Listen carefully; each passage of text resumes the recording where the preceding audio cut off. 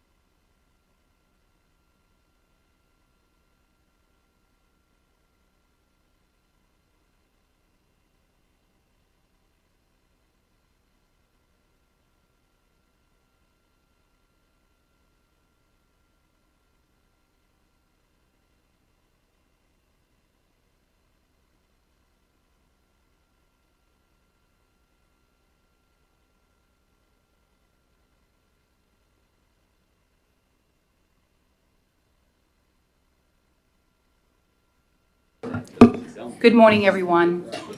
It's 9 a.m. and I officially call the second quarterly meeting of the State Board of Education to order. So welcome to all of you who are joining us today. Casey Griffin on our staff will call the roll to establish a quorum. Mr. Darrell Cobbins. Here. Mr. Nicholas Darnell. Here. Mr. Bob Eby. Here. Mr. Mike Edwards. Here. Mr. Gordon Ferguson. Here. Ms. Alyssa Kim. Here. Mr. Mike Krause. Here. Ms. Wendy Tucker. Here. Ms. Lillian Hartgrove. Here. Madam Chairman, we have a quorum. Thank you, Casey. We have a quorum and we are duly convened. Before we begin, I always ask Sarah Morrison to provide an update on the day before when we were in workshops, so I'm going to turn it over to her for that update. Great. Thank you, Madam Chair. As you know, it's summer, so school is not in session. We did not start our day yesterday in schools like we typically do when the board comes together.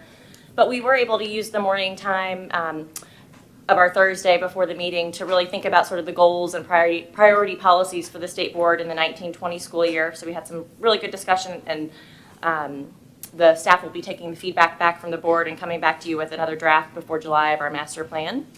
We heard from the commissioner of sort of the evolving strategic plan that they're working on at the department, and we're eager to partner and think about how our goals align with that. So that was a good discussion as well. We also spent some time post-session debriefing on legislation that affects the board and some of the roles that we will play in terms of rules and regs based on some of the legislation that passed this session. And then in the afternoon, in the evening, we spent some time together over dinner. So it was fun at an Irish pub that Nathan had found close by, and that was a good time for the board as well. Before we start the meeting, I mentioned this yesterday, but I think some of our folks weren't in the room. We've got a few new team members at the state board that I wanted to introduce. Don Cheatham, who's at Vanderbilt currently, can stand up. He was with us yesterday. He'll be working with Catherine McKeldin on our team this summer on the Ed Prep report card, and particularly doing some qualitative analysis that we're really excited about. So thank you, Don, for being with us yesterday and today. Christy White, who's a paralegal on our team, joined us a few months ago, and I see her back there. Can you just at least wave? We're thrilled to have her. As you know, the licensure discipline work is ever expanding, and so our team is expanding to take that volume on, and Christy's been a huge help to us already in the few months that she's been with the board. Kelly Johnson on the charter team, again, was a contractor the last year or so with us, and we're thrilled that she's coming on full-time this summer to assist in our charter work. And Nate Parker, who's not with us but accepted an offer this week, you'll meet him at the July meeting. He'll also be joining the charter team, and we're thrilled to have him as well. I think those are all of my updates from yesterday. Great, thank you, Sarah. Do we have any comments from the board members before we get into the agenda? Okay. The first item is the consent agenda. We need a motion to approve. Is there a motion? So move. Bob provides the motion. Is there a second? Second. Gordon provides the second. All those in favor? Actually, this is a roll call, I believe. Let me just check. Do we good? All those in favor say aye. Aye. Opposed, like sign. The ayes have it and the motion is approved. Moving into items on first reading. we have item 2A, which is the Tennessee School Bus Specifications Policy 2.400. Dr. Tammy Knipp, I'm going to state this so that everyone who does present, we still need you to state your name and your title before you begin presenting.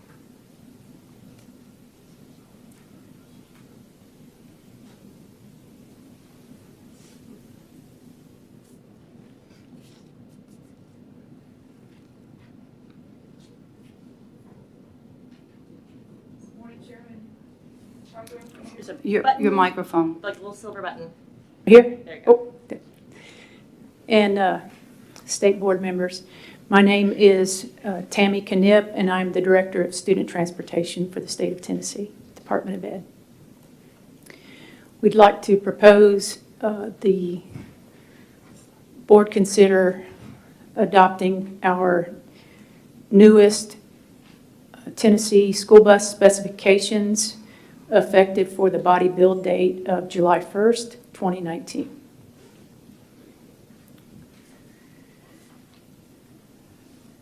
There is no fiscal note with anything that we have. These specs are actually looked at regularly. I'm new to the position. I've been in the position less than 2 years. So we missed a few years, and we wanted to make sure that we got them to reflect what's on the road now. So these specifications reflect what we have on the road now. Dr. Knipp, when I first saw these, and of course it's just a comprehensive rewrite, I wondered who wrote these specifications, where did they come from? And I did receive some answers, but for the record, would you help everyone to understand who helped to write these? Because I was asking, was it the federal government? Was it state, local? Sure. So it's a very large process. We are actually going to the National Congress on Student Transportation in May of 2020. It'll be the 17th National Congress. We'll be sending 7 delegates. We have 1 vote as a state. So we discuss national standards for school buses, and then the states adopt what meets their state expectations and needs. The non-negotiable standards would be the ones that the Federal Motor Carrier Safety Standards, which we refer to as FMVSS. Those are non-negotiable, so similar to Tennessee Code and state board rules, we can exceed, but we cannot do less than what the law requires. So it starts national and then locally. Let me tell you what we did locally. The Tennessee Department of Ed and Department of Safety, of course, are partners in our school bus industry. And we convened a meeting of stakeholders with Department of Ed, Department of Safety, and our 3 major OEMs, which is our original equipment manufacturers. And we convened and went through the former standards line by line by line by line and made adjustments to reflect the latest expectations for our state. Thank you. Bob, Evie? What's the current thought process on seat belts now on school buses? Well, we follow the lead of the legislation, and so a year ago, Governor Haslam did give us $3 million to begin a seat restraint grant program for our schools, and we've awarded about $1.5 million. Haven't had that much drawn down yet, but school buses are purchased at certain times of year, certain districts usually once a year. So we do have a continuation on that. My goal is to have all that. But it's still very new in the state, and there's a philosophical divide. So we have not, we're waiting on the legislature to take the lead on that, and the fiscal note is pretty substantial. To retrofit a bus would be $10,000 to $12,000, and not all buses in our fleets can be retrofitted per the manufacturer standards, and then it's about $3,000 additional dollars, and a school bus, depending on what kind, can cost anywhere from $90,000 to $120,000 each. Yes, Ms. Tucker?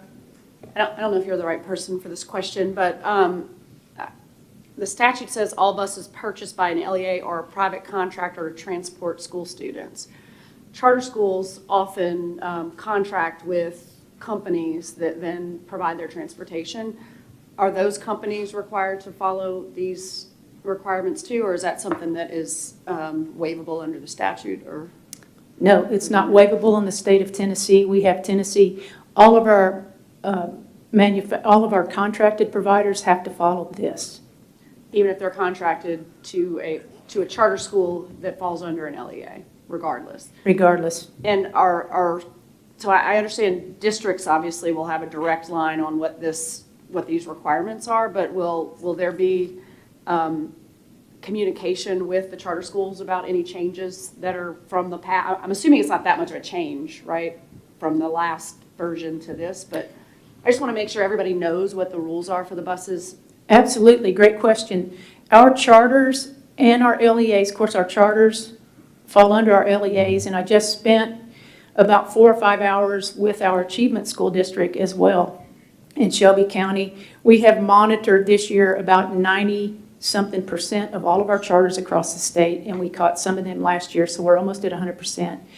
No school bus, and they are aware because they are under an authorizing agency, no school bus is allowed to begin to transport students even as it comes off the lot and arrives brand new until the Department of Safety has inspected it, and all buses have to have a sticker on it. Perfect, thank you. Are there any other questions or comments? Is there a motion to approve this item on first reading? Mr. Edwards, is there a second? Second. Ms. Tucker, any further discussion? All in favor, say aye. Aye. The motion, any opposed, say nay. The ayes have it and the motion is approved. Thank you. Item 2B, Category 2 Non-Public School Accrediting Agencies Rule 0520-07-02-.03. Ms. Marcy Tidwell. Good morning, Madam Chair and members of the board.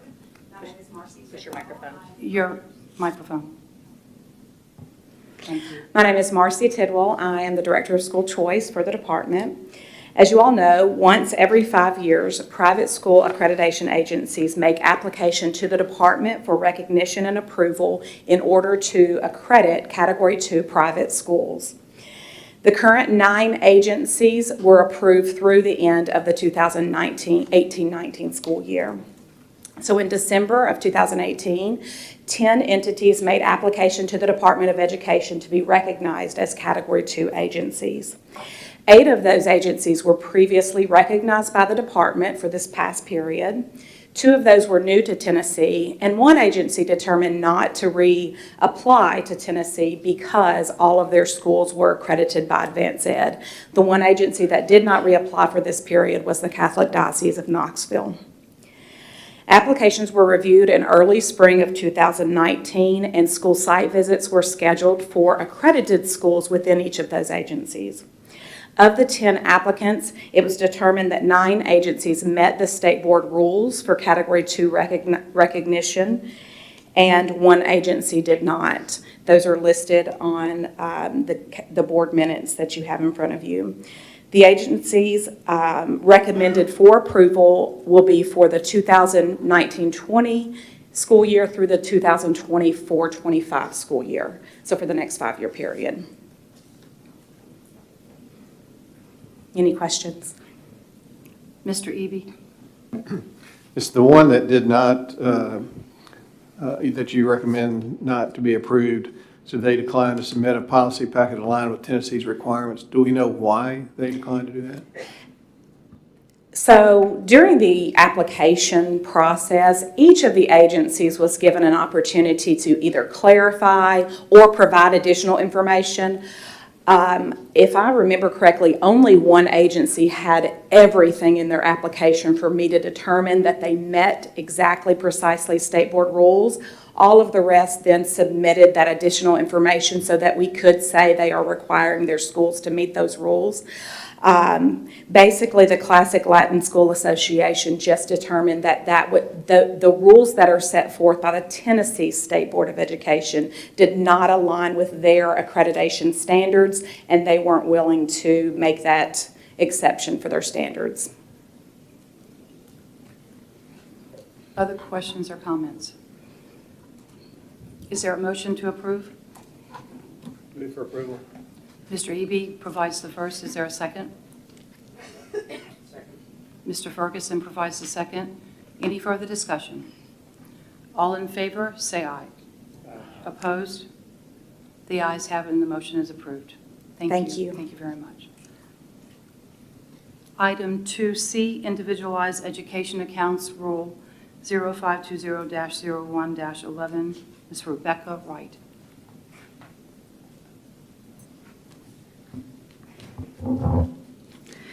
Good morning. My name is Rebecca Wright. I'm the director of the Individualized Education Account Program with the department. The department does an annual review of the IEA rules each year to ensure alignment with state law, as well as identify any cleanup edits necessary. So this rule reading being proposed on first read is to recommend some minor cleanup edits to the rules. Thank you. Are there any questions or comments? Ms. Tucker. I don't have any questions. I just want to thank you, Ms. Wright, for always working so hard on this and developing this program. We really appreciate it. As a parent of a child with a disability, I appreciate it. Thank you. Thank you. Mr. Eby. Yeah, I noticed in reading it that the gifted weren't listed as into the disability. Is there a reason for that, or? So the disabilities are listed in the state law. So that's why they're not listed in the rules, because the list of disabilities is included in the statute. Okay, but typically in the schools, isn't that considered a disability, or? Right. So the IEA program is not for all students with disabilities. It only includes certain disabilities that are listed in the statute. So it's not for every disability. Okay, thank you. Yes, sir. Do we have a motion to approve? Mr. Ferguson provides the first. Is there a second? Second. Ms. Tucker, any further discussion? All in favor, say aye. Aye. Opposed? The ayes have it and the motion is approved. Thank you so much. Item 2D, Educator Preparation Policy 5.504, Mr. Michael Derline. Good morning. My name is Michael Derline, Executive Director of Educator Licensure and Preparation. As you all know, this policy was recently updated to align with the new educator preparation rule. This first read item is to ensure previous language regarding a number of items is incorporated into this policy, including expectations related to preparation in RTI squared. We wanted to bring back the expectations for annual reporting related to leader preparation programs. And also bring back language related to 2 placements for job-embedded clinical practice. And lastly, we've updated test codes for Praxis core exams for admission to a preparation program that will go into effect on September 1st, 2019. Happy to take any questions you may have. Are there questions? Ms. Tucker? I'm sorry. Yes.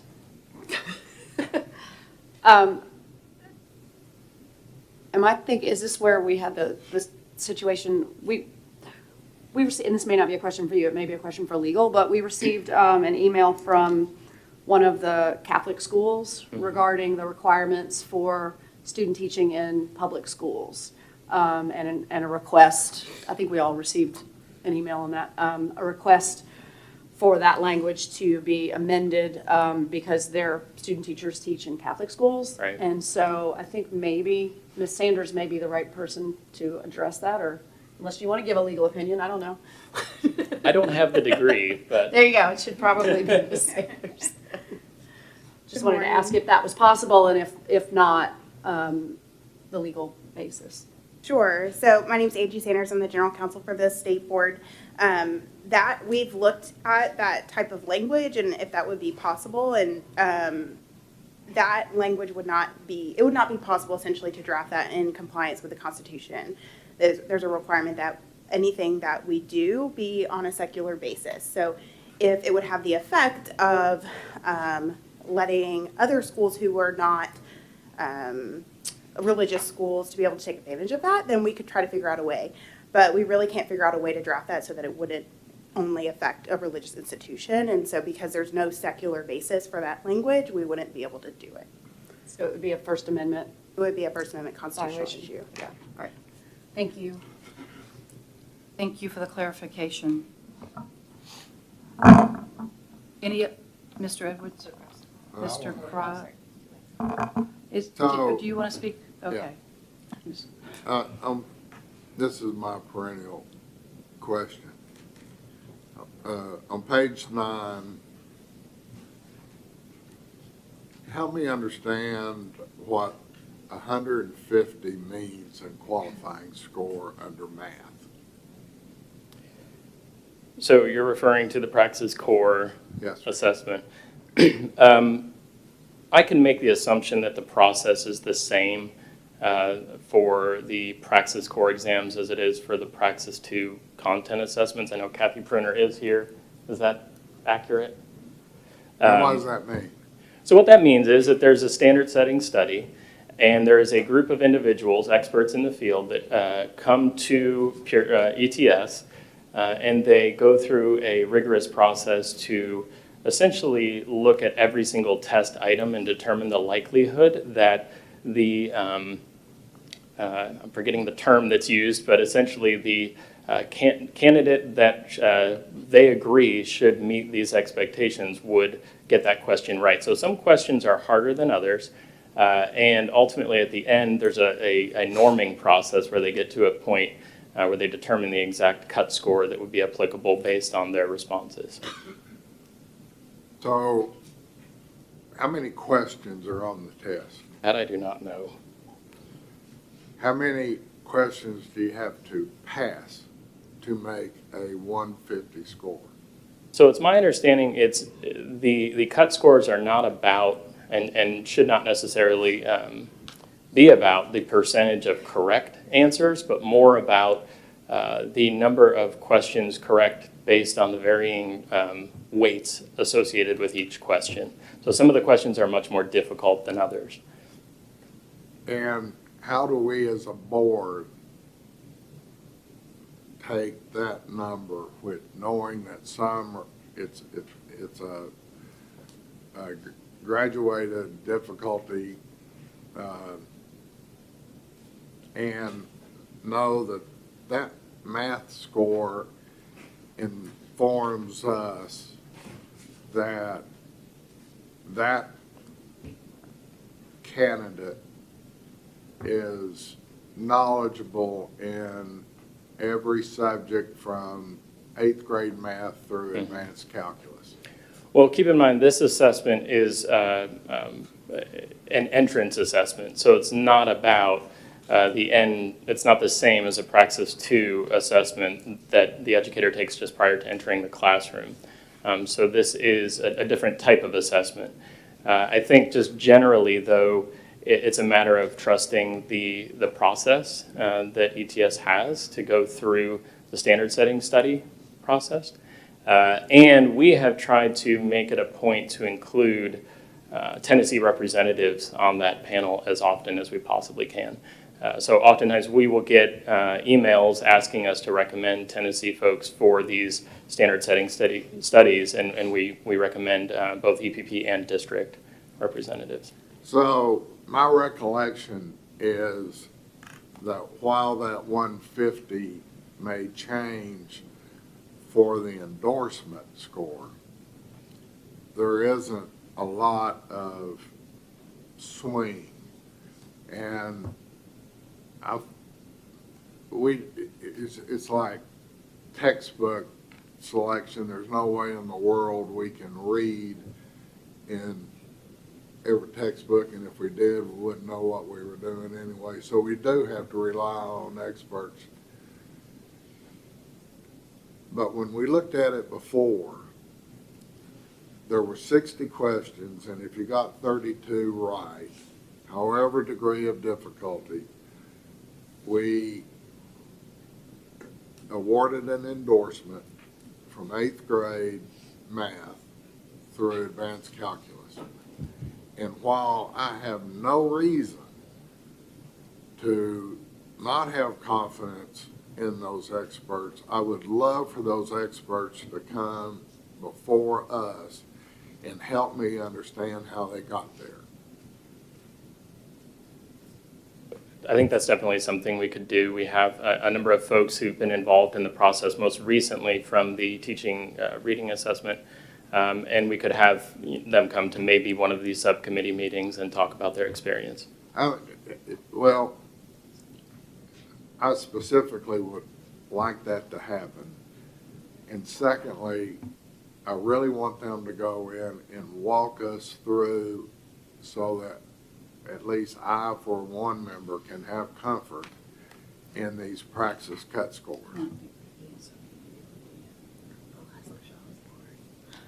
Lillian and I were just conferring, we can absolutely make sure that happens, and the question will be whether the board wants it as a workshop presentation for the full board or at subcommittee. So we'll do a little polling and see, but we can definitely make that happen. I think that it's a matter of who on the board wants to hear the explanation.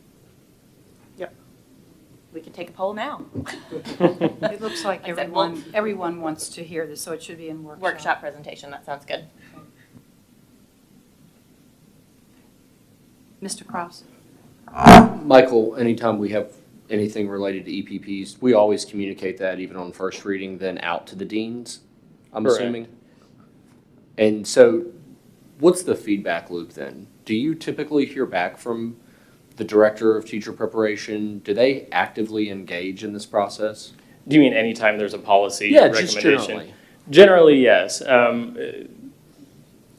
To date, I don't think we've received too much feedback on recommendations. There hasn't been anything substantial necessarily. I mean, most of these items here are actually just bringing back things that were previously in writing already, in policy already. We have a number of different venues that we go through to get feedback. TACD is probably the largest. We also have our EPP update. And then we have our Educator Preparation Working Group, which serves as a kind of sounding board for much of the recommendations we make, both in policy and implementation as well. Any other questions or comments? Yes, Ms. Tucker? Thank you. I have two parts of it that I just have quick questions about and I'm on the red line version, but you probably know this policy well enough. On page 7, the EPP, the annual reports, it looks like this is new language, will now include candidate recruitment and selection as demonstrated by recruitment of candidates from underrepresented groups, which I think is fabulous, but how are you defining underrepresented groups? Sure. I do not have the red line version, so are you referring to section 2 or 3? 3. Okay, so for an instructional leader, we're in a different place with the instructional leader. Actually in both, but the Both, instructional sure. leader is the new language, so that's where Yeah. I caught my eye. So we're in a different place with each set of annual reports. For the teacher preparation annual reports, those are fully implemented. We are just passing our 3rd year of release of those reports. And in those reports, underrepresented groups are defined as any educators who are not white and male educators. And then there's also, I can't recall if it's a separate item on this policy. It is not. Educators who receive endorsements in high needs areas. So those are the 3 groups. There has been significant discussion around things like first-time college going, socioeconomic status, those sorts of things that I know there have been some challenges around just obtaining the data, but I think those are of interest as well. On the leader prep front, this is really just bringing back in the framework that was already part of the policy. The next step would be to actually develop the reports and business rules around it. Okay. And then one other section in the page, on the red line version, the page before that. So program requirements, number 8 was reworded, and I think it's fabulous that it was reworded. It appears to now emphasize that all teachers need to be trained on the RTI Yes. tiers and not just those seeking special ed endorsements, which is fantastic because I think RTI and special ed just get conflated all the time. They are actually 2 different processes, right? My question is, it says that they will ensure that all candidates understand the purpose of these tiers. How do you envision them ensuring that? I mean, that's great language, but what does Yeah. that look like? It's a good question. I think from our end, it's a matter of the accountability structure. So if this is an area that could either be part of our comprehensive review expectations or a separate piece, we would set the expectations around what that would look like, while also providing guidance to EPPs on the ideal. So I think that with this language, it gives us much more leverage to do just that. Great. I mean, my experience is that it's not special ed teachers who are giving tier 2 and tier 3 Right. support often. And so gen ed teachers certainly need to understand it. So I applaud you guys for highlighting that and strengthening that language. Dr. Morrison? Perhaps one more question for you, Sure. Michael. So I know one area that I'm really excited to fold into the report card and for the annual reports is around the satisfaction survey. And I know as a state, we've been working for a couple of years now to roll that out. Can you give the board an update, both for the teacher prep and the leader prep? Because I know it's in our policy for both on where we are with that satisfaction, both for the completers and the candidates. Sure. On the leader prep front, again, it follows what I just said. There needs to be some time for development of those surveys. On the teacher prep side, we've had a completer survey that's been built into our annual educator survey for a number of years now. We also have a partner survey, which we're now calling the primary partner inventory. That survey, I think there are challenges around attaching accountability because there's literally one person in many cases responding to that, so there are questions of validity and reliability. The survey that we're seeking to develop this year, which is in here, is the employer survey. And that would go directly to principals around perceptions related to various things that you might see on the team rubric. So that is currently in development. So the timeline for this year, I mean, my understanding is we're going to fold some of the satisfaction data into the report card. Would that be the educator survey that you mentioned, or how we? It could be. I think there's questions for you all as far as what does the accountability around that look like. We've seen in our data that many times there are educators who are high performing who are more critical of their programs. And so that's something to take into consideration. And how long for the second, or I guess it was the third survey that you mentioned that's in development, will it take to get data that we think is reliable? Valid and reliable. We're hoping to release something next year in the annual reports. Whether there would be accountability attached to it, I think it would again need to be a conversation about what is appropriate. Next year, meaning next spring? Like Correct. 2019 reports? Okay. Great. Well, I know we'll have more discussions about that. Other questions or comments? Is there a motion to approve? So moved. Ms. Tucker, is there a second? Second. Mr. Eby, any further discussion? All in favor, say aye. Aye. Opposed? The ayes have it. Thank you. The motion is approved. Item 2E, middle grades policy 2.102, Ms. Aaliyah Guthrie. Good morning. My name is Aaliyah Guthrie. I'm the Director of Policy for the Policy and Legislative Affairs team. I'm presenting the middle grades policy, which is policy number 2.102.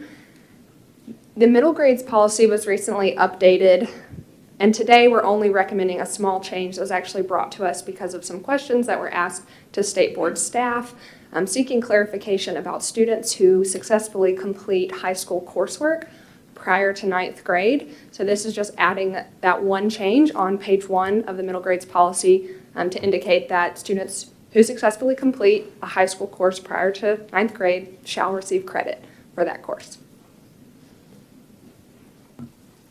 Questions or comments, Mr. Darnell?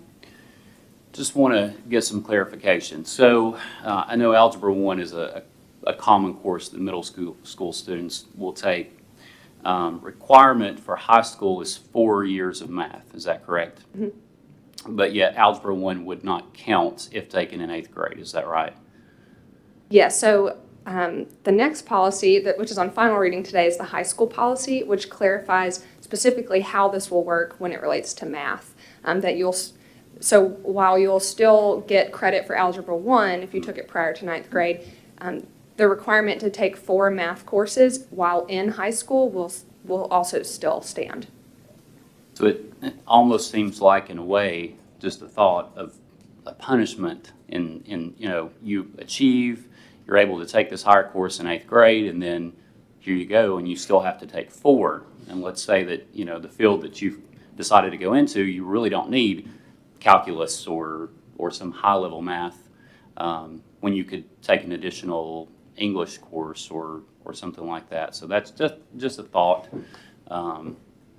why we don't allow that credit to go ahead and count toward the 4 years.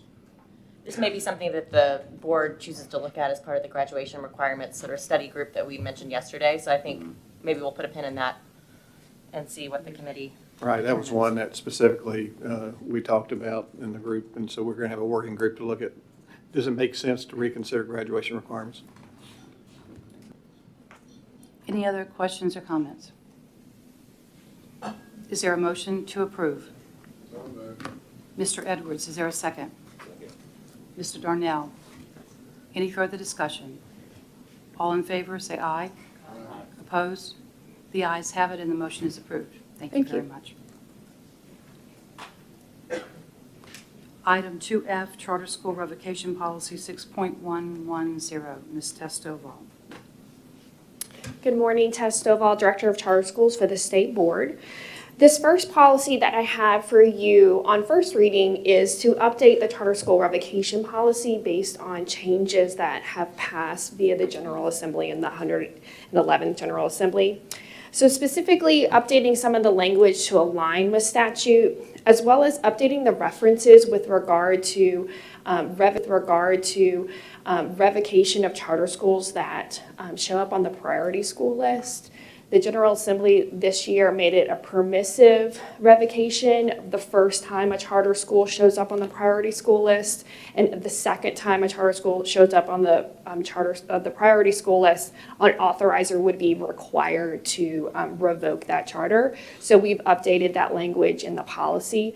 I do want to note that if we're thinking about a local board of education who's revoking a charter because they're on the priority school list, that is not something that is appealable to the state board, and that did not change with these updates to this part of the statute. And I'm happy to take any questions. There are no questions. Is there a motion to approve? So, Ms. Tucker, is there a second? second. Mr. Eby, any discussion at all? All in favor, say aye. Aye. Opposed? The ayes have it and the motion is approved. Thank you. I think you have the next one? Yes. So this next policy is 6.700. This is the charter school intervention policy. This is the board's policy that we utilize for any intervention actions for the state board authorized schools. This policy also updates the section with regard to the priority schools and gives some additional language regarding the new requirements that the board would undertake should one of our authorized charter schools end up on the priority school list. I will say that under state law and under this policy, the state board still is able to revoke a charter agreement for any school that shows up on the priority school list for the first time, but is no longer required, so we wanted to update that language.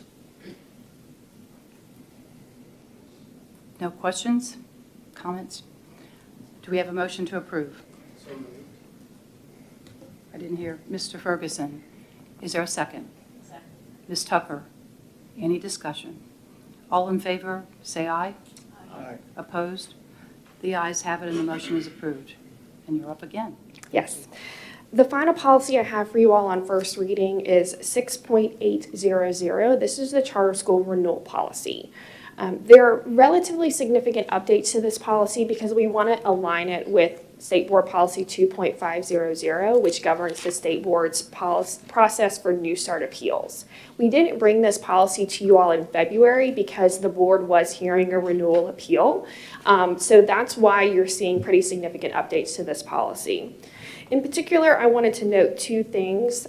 First, with the changes to the General Assembly passed this year, the State Board standard on a renewal appeal has changed. It is now the best interest standard, which is the typical standard that the board uses when reviewing a New Start appeal. Previously, it was whether or not the authorizer erred in its decision-making with regard to a portion of statute that the charter authorizer could renew or non-renew a charter school. So this has broadened the standard, and so we wanted to reflect that in policy. Secondly, I did want to note that it does maintain the language with regard to renewal of a state board authorized charter school.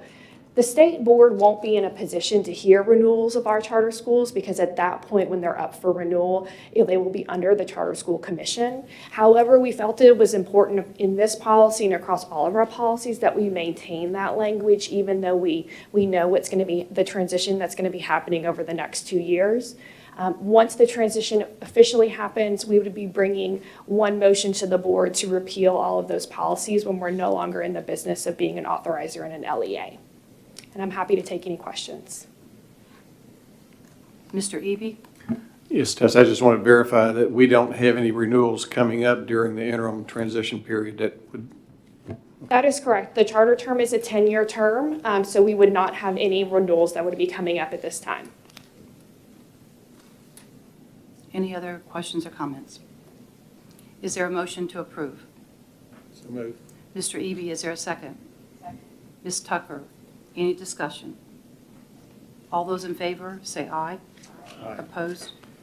The ayes have it and the motion is approved. Thank you. Thank you very much. That concludes our discussion of items on first reading. We're going to move into action items on final reading. Before we do that, I'd like to combine items 3H through L without objection for one vote as a consent agenda because these are each similarly situated and pertain to charter schools. Without objection, any objection? Without objection, so ordered. Thank you. Item 3A, Professional Assessments Policy 5.105. Dr. Paul Fleming? No? Mr. Me. Michael Durline? Thank you. Hello again. Michael Durline, Executive Director of Educator, Licensure, and Preparation. This item, the Professional Assessments for Tennessee Educators Policy, is on second reading, final reading, and includes a number of items, including clarifying the implementation timeline for the professional assessment, or PLT, for educators holding the practitioner occupational license. That was already expressed as the expectation. It was just never codified in policy. Also, phase out of the elementary education content assessment test as it's being replaced with the early childhood education assessment. We did not have an end date on that the last time we brought it to you, so now we have an end date. The removal of the requirement of the curriculum instruction and assessment test for the elementary education, educator seeking elementary education endorsement. That test is fairly redundant with the EdTPA, and given that elementary education candidates have to take a number of tests, we had a number of recommendations to phase that test out. Also adds a required assessment for educators seeking the other world languages endorsements. So those are any languages that aren't covered by Praxis or those other ALTA language assessments. And then slight formatting and copy edits have been made throughout. Happy to take any questions you may have. Mr. Edwards? I think this is more for Sarah. Are we moving toward EdTPA and away from Praxis? So we have moved fully to implementing EdTPA for all graduates as of January 2019, correct, Michael? So that's Yes. one that's implemented across the board. I think the question now is, are there things that we need to revisit that are at all duplicative with EdTPA? I don't think at this moment we're ready to say that there are, because EdTPA is a different type of assessment. It's more of an authentic, as opposed to a test, computer-based test. Michael, I don't know if you have thoughts about that in terms of how we would even go about exploring that, but I know that's something we've discussed in the past in terms of once EdTPA is up and running and we've looked at some of the data, are there trade-offs in terms of other tests that we might want to reconsider? I think you just have to look at like you said, the purpose of each assessment. The EdTPA is a pedagogical assessment with a content focus, whereas many of the Praxis assessments are specifically content focused. There were some areas like, for example, the curriculum and instruction assessment where there was clear overlap. I think the others would need to be investigated further. And I would say, the one that we're proposing today to eliminate is one of those that we thought was duplicative. But beyond that one, I'm not sure immediately if there are others. I think we'll need to make sure we are careful, but look further into that. Any other questions or comments? Is there a motion to approve? So moved. Mr. Ferguson, is there a second? Second. Mr. Darnell? Any further discussion? All in favor, say aye. Aye. Opposed? The ayes have it, and the motion is approved. Thank you, Mike. Thank you. Item 3B, Teacher and Administrator Evaluator Policy 5.201, Ms. Renee Diamond. Sylvia Flowers, sorry. Good morning. Sylvia Flowers, Executive Director of the Office of Educator Effectiveness and Talent. I am here to present for final reading the Teacher and Administrator Evaluation Policy. Since first reading, there have been a few changes. We have provided some language clarification in a variety of places. We have also clarified how LOEs will be calculated for educators in state special schools that don't generate a TBOS score.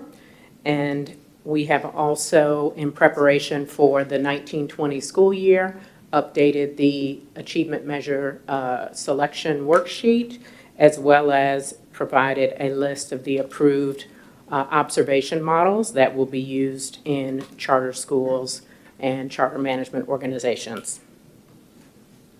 And I'm happy to take questions. Mr. Eby? For these changes, like on the TVOS evaluations, what is the process to allow teachers and other people to input into the, since this is the final reading, what did you do to assure that people provided input on this? Regarding the state special schools and what's used for them, that is something that has just not been in the policy language before. In the past, we would use the state level TVOS as their growth score, which is a 3. And so this just identifies if there's not enough data to generate the TVOS score, that it will default to 85% on the qualitative portion and 15% on the measure that they select. Regarding the achievement measures, we have a process that allows districts to submit measures for approval, and those are reviewed and recommended for approval for you all by both our team and the content team at the department. I guess my question is that we're making a change on final reading here where we've made some changes from the first reading. I just want to be sure that people had the opportunity to input into that change. Was there a process to allow that? Not specifically on the achievement measure worksheet, if that's what you're referring to. That will be communicated when the process is approved. And when we roll it out in the fall, we have training sessions scheduled for the summer. And then districts will have the guidance document as they typically do, and we will be providing feedback to them on measure selection. They will still have the opportunity to select their measures within the data system, and will be given feedback this year. We have not turned anything off in the data system that allows them to select measures as yet. So help me, I'm struggling a little bit. When we make these policy changes at all, I would think that we would want to get input to be able to make the best decision possible. Is one of our policies is that we don't seek input? No, we also convened a team based on feedback via the educator survey. So in January, we were reviewing educator survey data on measure selection and looking at that information as feedback into how we approach achievement measures going forward. So wanting to align the measure selection worksheet with the policy that requires the measure to be closely aligned to the educator's responsibility. So we did take into account the educator feedback survey in making kind of these recommendations. Ms. Tucker? Good morning. Appendix B that goes through the charter school approved alternate observation models, I notice it definitely does not include all of our charter schools. Are the ones not on this list using the observation model that the district schools are using? Yes, so any CMO or charter school that's not on the list has already opted into one of the approved models. Okay. And then my other question is Appendix C was the guidance and the weighting, and it was just deleted. What's that about? Well, the document was getting very lengthy. So we referred specifically to the statute that determines how the guidance will be created. And so the weightings and the pie charts will exist in a separate guidance document that will be published and posted.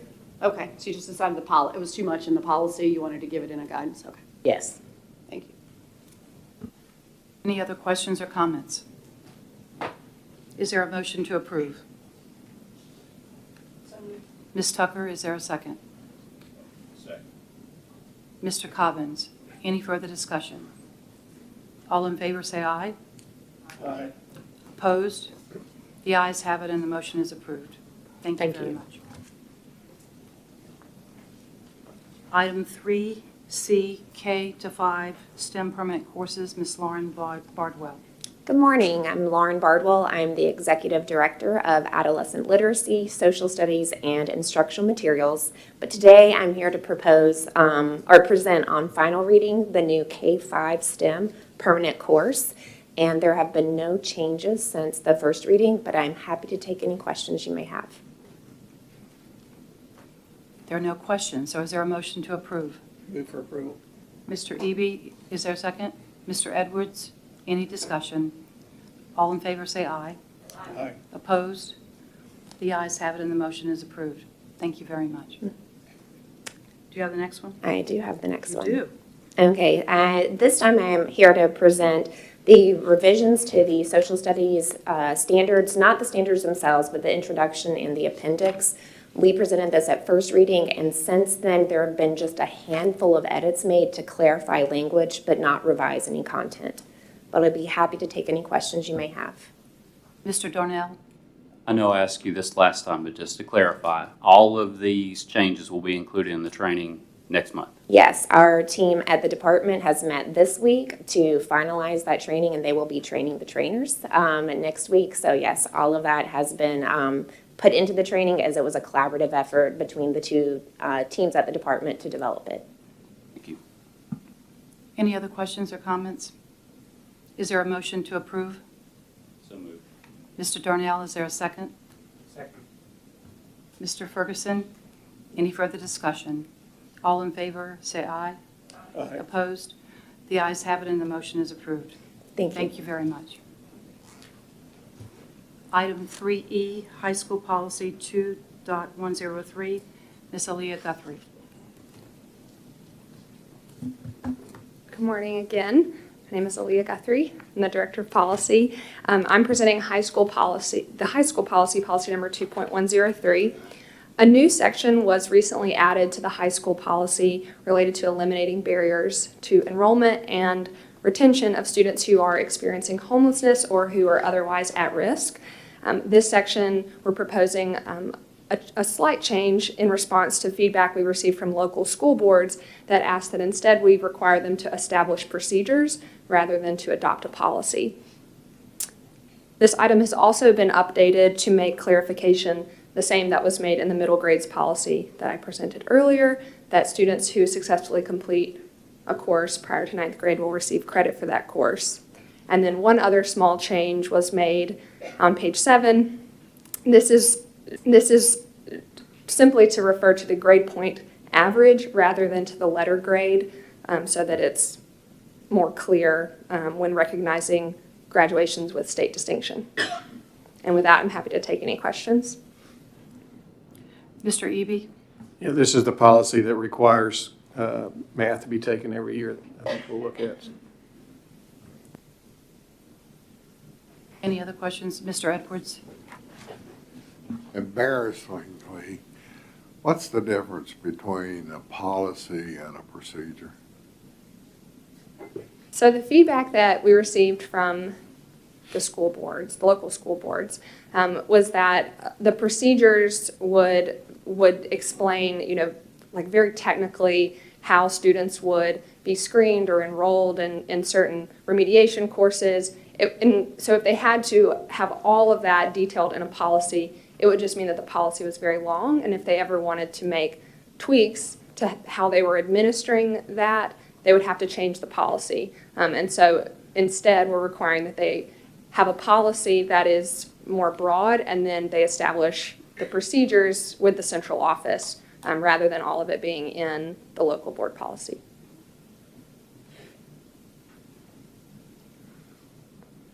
Okay. Does that clarify it for you? Any other questions or comments? I'll make a comment.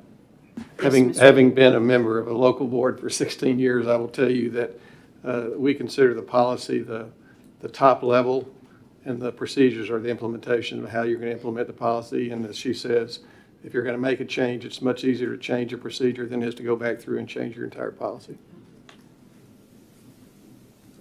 Okay.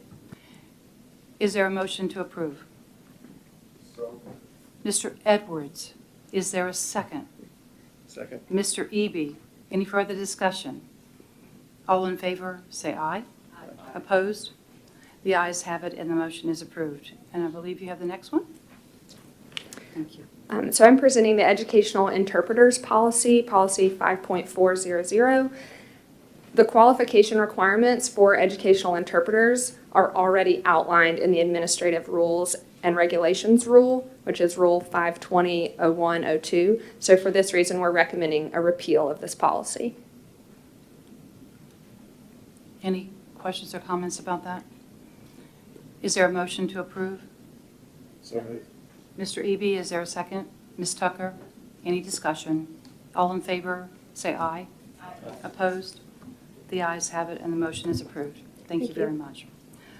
Item 3G, Court Order Day Treatment Facilities Rule 0520-101-15. Ms. Christy Ballard. Commissioner, Madam Chair, board members, my name is LaQuisha Oliver. I serve as the department's Director of School Approval. I am presenting the Court Order Day Treatment Facilities Rule for final reading.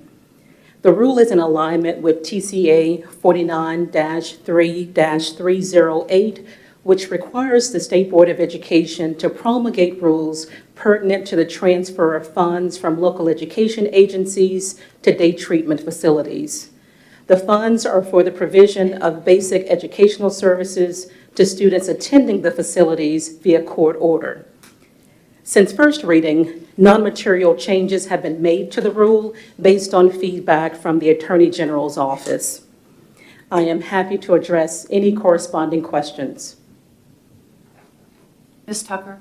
I don't have any questions. I have a motion for an amendment on language that was, I think, unintentionally not amended. Okay, please So proceed. you want me to do that? Please do Okay. that. So in section 520-01-15-.04, subsection 2, changing the word regular to general so that it's general and special education and not regular and special education in both places.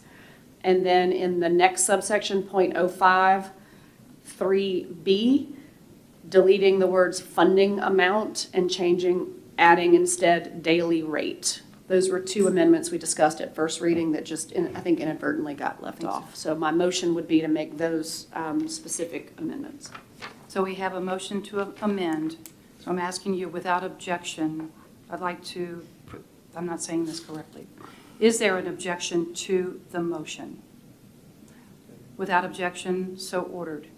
Now we're going to take a roll call vote on I have to get a motion to approve the court order date treatment facilities rule.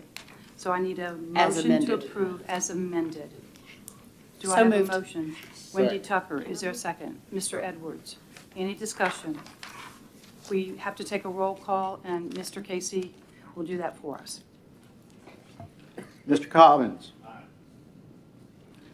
Mr. Darnell. Aye. Mr. Eby. Aye. Mr. Edwards. Aye. Mr. Ferguson. Aye. Ms. Kim. Aye. Ms. Tucker. Aye. Ms. Hartgrove. Aye. Madam Chairman, the ayes have it. The ayes have it, and the motion is approved. Thank you very much. Items 3H through L, charter schools. Good morning. My name is Allie Gaffey, and I'm the Deputy Director of Charter Schools for the State Board.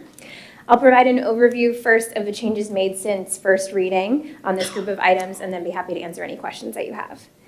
So the first is State Board Policy 2.500, which sets forth the process for submitting an appeal of the denial of a charter school application by the local Board of Education to the State Board.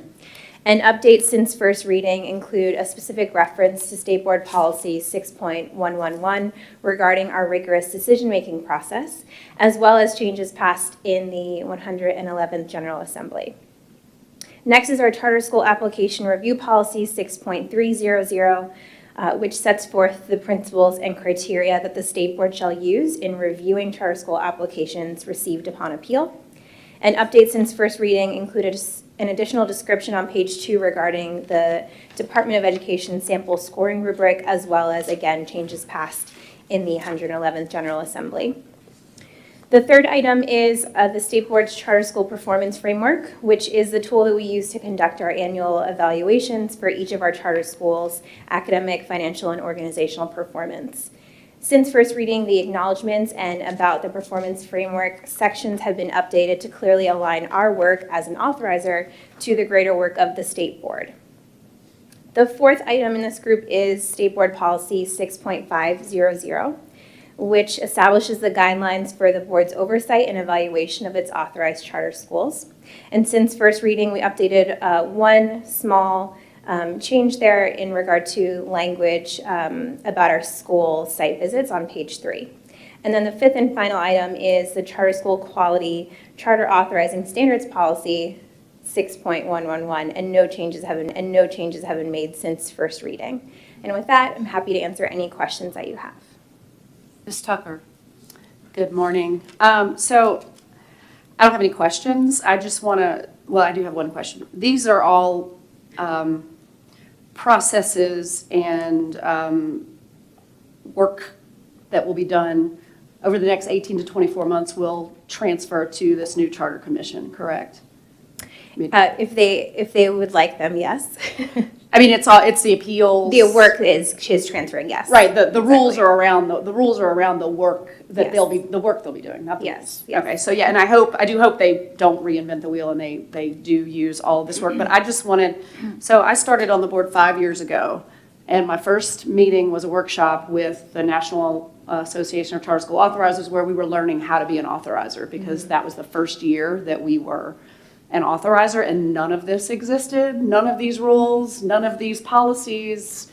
It was like an empty piece of space for you guys, and Ms. Stovall, and then you came on board, created this entire district. And so I just want to say, like, as a lawyer, I understand the importance of the real, like, minutia that you guys do on this and how this actually, like, we may look at this and think it's, you know, this is just wordsmithing. This actually affects kids.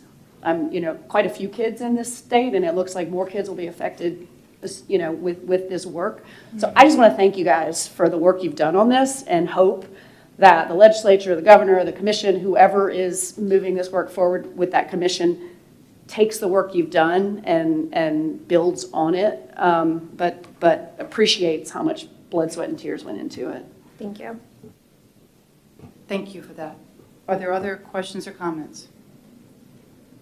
Great work. Thank you so much. We do need a motion to approve all of those items, H through L. Do I have a motion? Wendy Tucker, is there a second?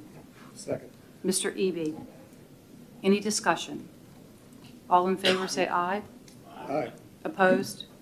The ayes have it and the motion is approved. Thank you. Item 3M, first and final reading of state minimum salary schedule for fiscal year 2019 to 20. Ms. Elizabeth Fivash. Good morning. I'm Elizabeth Fivash. I'm the Assistant Commissioner for Policy and Legislation. Pursuant to 49.3306, the Commissioner of Education is required to annually present and submit to the State Board for approval the state salary schedule for licensed personnel. The FY20 budget included approximately $71 million in new funding for teacher salary.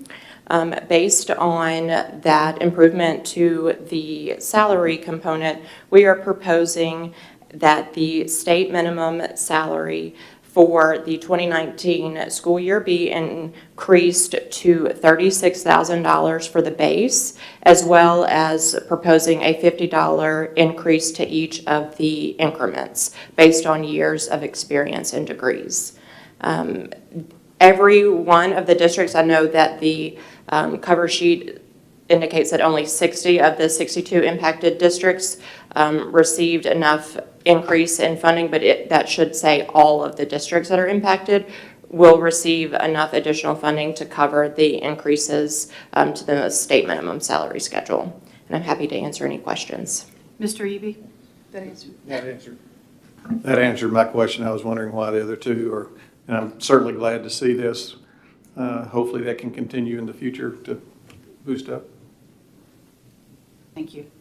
Ms. Tucker? Me again. So every year when we do this, I get emails or calls, and there are people who are really confused. So I just want to make sure that we clear all of this. What we're approving is the minimum, right? The governor has put a bunch of money into the budget for teacher salaries, and districts get to decide. They have to use it within the parameters of the BEP, but districts decide how they allocate that with this as their bare. That's exactly right. So we're not taking the governor's big increased budget and saying, no, we're only giving this minimum amount, right? I had legislators call me last year after this and say, how did you guys approve so much less than we did? So I think there's a lot of confusion.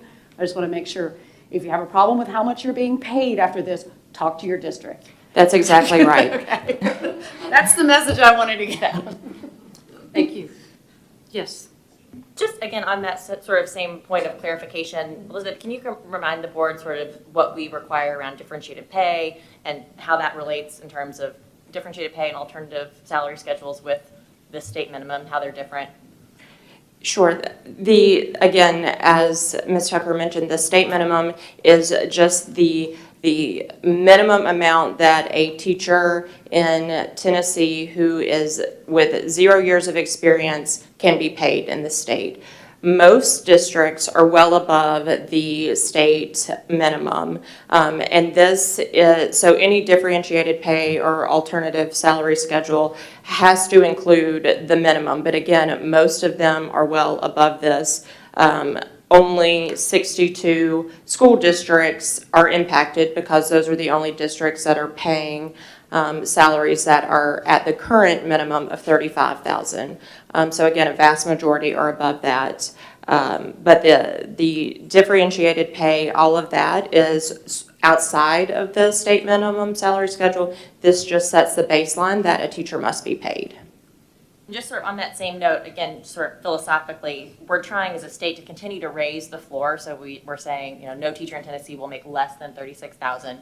And that's important for a number of reasons. I mean, we have 8 states that border us, and so staying competitive in the Southeast is important. I'm not sure where this puts us now in terms of, comparing to other Southeast states on the minimum salary schedule, but it should continue to move us up the ranks. But also continue to give flexibility to districts in terms of how they use it for some of the differentiated pay plans. So you wouldn't want to raise it to $50,000 and, automatically take away that flexibility in terms of the differential pay.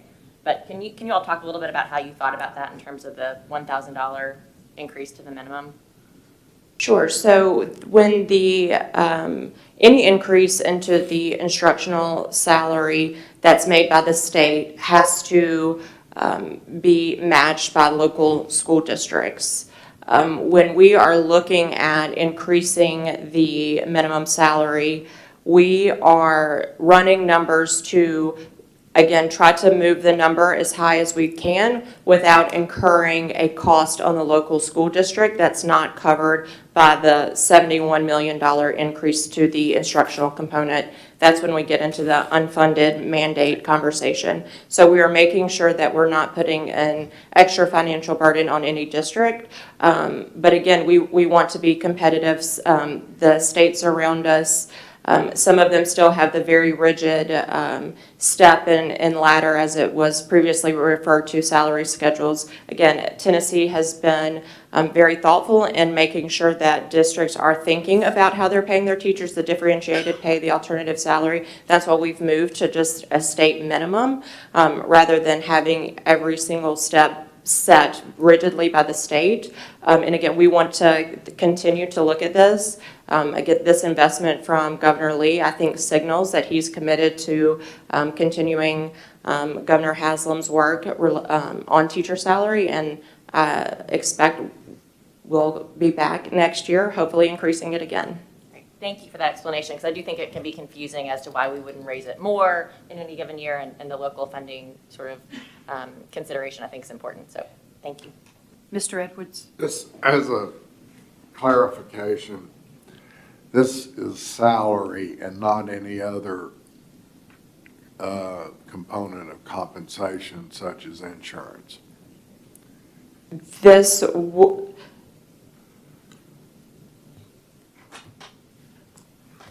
If they're above Let me the get back to you on minimum, that. They can include benefits, I think.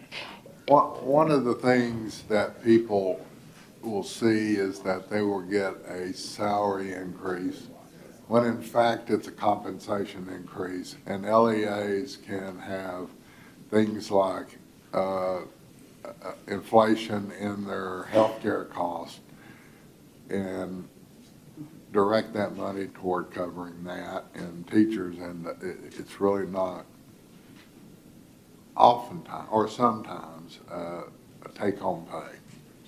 So, Mike, I want to be clear. You're talking about the 71 million in total. Well, the match, the local match. Okay.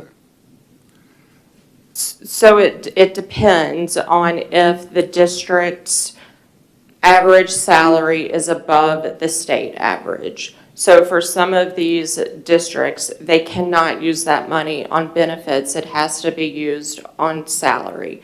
If districts are above the statewide average, they can use the funding on benefits. So I can get back to you with like which specific districts can use it on salaries and benefits and which must use it on salary only, but I don't have that list with me right now. See, the reason this ought to be thought through is that you can be in a district that is above the state average, but the cost of living is significantly higher than some of the areas that is just right at that. So if you're going to attract and retain teachers, you're going to have to compensate them based on the cost of living in that area and other issues, matters. And being the state school board, we tiptoe around a lot of how much these local government fundings carry their load, when a lot of them are taking it easy. When the state actually has gone to the wall for the last, I don't know how many years, but a great number. And if we're going to retain these teachers, we better really take a good hard look at how they're getting funded, and I made my point.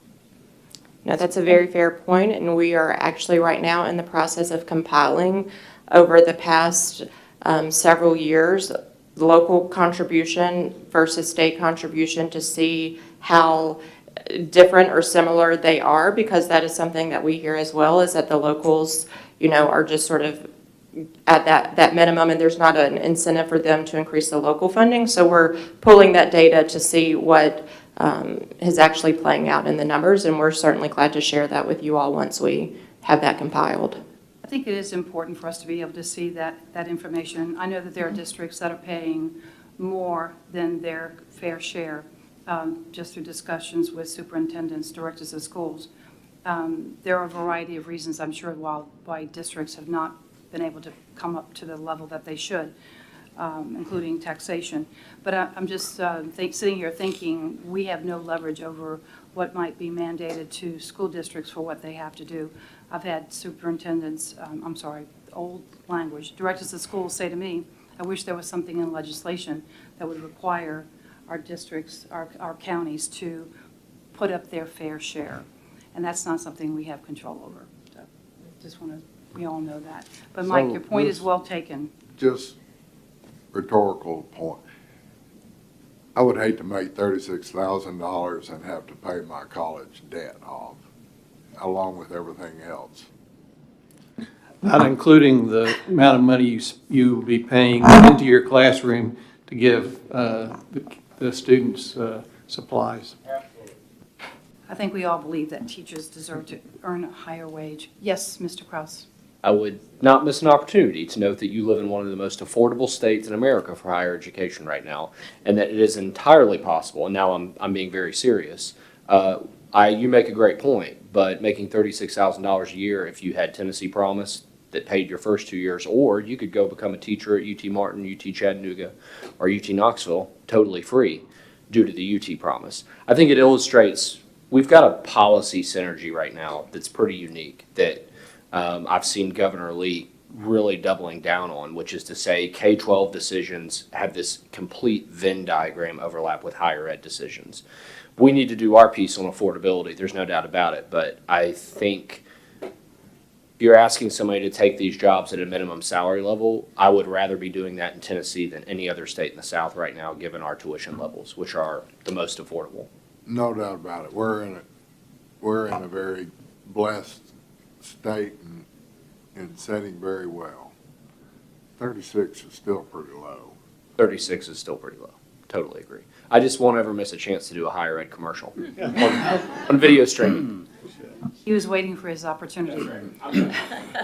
Mr. Darnell. I have a question and comment. Question is, I know you said there are 62 districts that are going to be impacted. Do we know how many, 35,000 is the minimum currently, right? That's correct. How many districts pay, for a starting teacher, fresh out of college, how many districts across the state actually pay $35,000 to a beginning teacher? Because I know some of those districts are the next level that it affects. I don't have that. I can pull that and get that to you. Most of them are very close, of that 62 are very close to the 35,000. But you're correct, there are some on the upper end of the difference between 35 and 36, but I can get you the exact list of districts that would meet what you just stated. That'd be great. And I just wanted to share a comment. We did a college tour back in April, and we talked to a lot of the teacher candidates who were finishing up. They were juniors and seniors mostly. And we asked them several questions about what are limitations and this and that.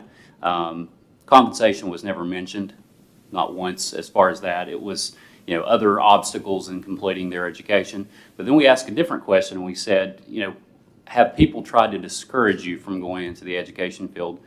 And that's when it came in. When parents, fellow teachers, other community members said, why would you go into education? You're not going to ever make anything. You're never going to have any money. And so that's discouraging to hear almost teachers say that they have been discouraged by, not necessarily themselves, because I feel teaching is a calling, obviously. But to hear that from the outside world, to try to discourage them because, you're only going to make $36,000. So just a comment, I thought, from people who are experiencing, they're going into the field, and even knowing that, they still do it. So We hear it all the time. Any other comments? Do we have a motion to approve? Ms. Tucker, do we have a second? Second. Mr. Darnell, any further discussion? All in favor, say aye. Aye. Opposed? The ayes have it, and the motion is approved. Thank you. Thank you very much. Item N, 3N, first and final reading, Charter School LEA policies. Ms. Testoval. Hi, Tess Stovall, Director of Charter Schools for the State Board of Education. On first and final reading today, we have updates to our LEA policies. These are the policies that govern our work as an LEA and for our authorized charter schools. Annually, we conduct a policy audit where we go through all of our policies, get feedback from our schools, make changes based on either the operations of things that have changed or updates that we know we've seen through state board policy changes in law. I particularly want to call out our staff member, Kelly Johnson. She was the project manager on this task, and this is a monumental feat to go through all of our LEA policies and heard all the cats in reviewing these policies and making updates. So really thankful for her work. In terms of next step, just so that you all know what happens from here, we update these policies. We look to see if any of our charter schools need to update their policies based on any changes that we've made, and we'll communicate those changes to our schools. Additionally, we will flag any policy that needs to be translated, and we do get policies translated and posted to our website for our state board schools, particularly ones that would directly impact students and families. And I'm happy to take any questions. There are no questions or comments? Ms. Tucker? Is there a motion to approve? So moved. Mr. Edwards, is there a second? Second. Mr. Ferguson, any discussion? All in favor, say aye. Aye. Opposed? The ayes have it, and the motion is approved. Thank you very much. Great work. Item 3O, Educator Licensure Rule, Michael Derline. Hello, Michael Derline, Executive Director of Educator Licensure and Preparation. You got to see me in the beginning, middle, and end. So this is the second reading item, the final reading item of the Educator Licensure Rule, which you heard back in October of 2018. A number of changes have been made since first reading. One is to add a new pathway for the school social worker endorsement. We know many districts struggle to find school social workers. This aligns well with many of our other pathways for school services personnel endorsements. Clarifying the pathway for reactivation of the school services personnel license and the post-secondary educator license. It brings back in the language related to the adjunct license and also adds a pathway for individuals seeking that license to obtain occupational endorsements. It adds clarity to the endorsement exemption process, so clarifies the sorts of things that the commissioner would review in determining whether to approve an endorsement exemption, which formerly known as a waiver. It adds the emergency license back into the rule. It was just inadvertently removed. And then adds language throughout clarifying assessment timelines, and then creates some clarity around some technical issues and grammar errors throughout. Happy to take any questions. Mr. Eby? Glad to see the adjunct professor or license come in again. And as I've always said, I think this is one of the biggest challenges we have, getting qualified teachers into the system. As I looked at the requirements for that, it appears that you have to have 24 hours of credit hours in teaching or related fields to get that. Is that correct? Yeah. Are you talking about the adjunct license? Yes, that is correct. And when you say or related field, what do you mean by that? I mean, if I'm... So the adjunct license also, I don't know if folks are familiar with the history of it, but it was, and we had to dig it up a little bit. The adjunct license was approved by the board independently in 2005 for the Distinguished Professionals Program, and the expectations were kind of spelled out there. I think the question you ask about related field is similar to that when we look at majors in content areas. There needs to be some level of confidence that the field is associated with the endorsement that the educator is seeking. So they shouldn't be totally disjointed. So my question is say if I wanted to go in, I'm a retiree and I wanted to go teach engineering or teach math in a high school, do I have to go back and get 24 hours of credit at a university in teaching? Or do I just have to show that I've got more than 24 hours in math? So that's part of the requirement. They also have to enroll in the adjunct licensure program. I understand. And take the coursework there. So still trying to understand, because I would think that we'd want to make this as easy as we can, if we can, we want teachers who are credible, obviously, but we would like to encourage qualified people, and I think the retirees program would be a great opportunity to do that.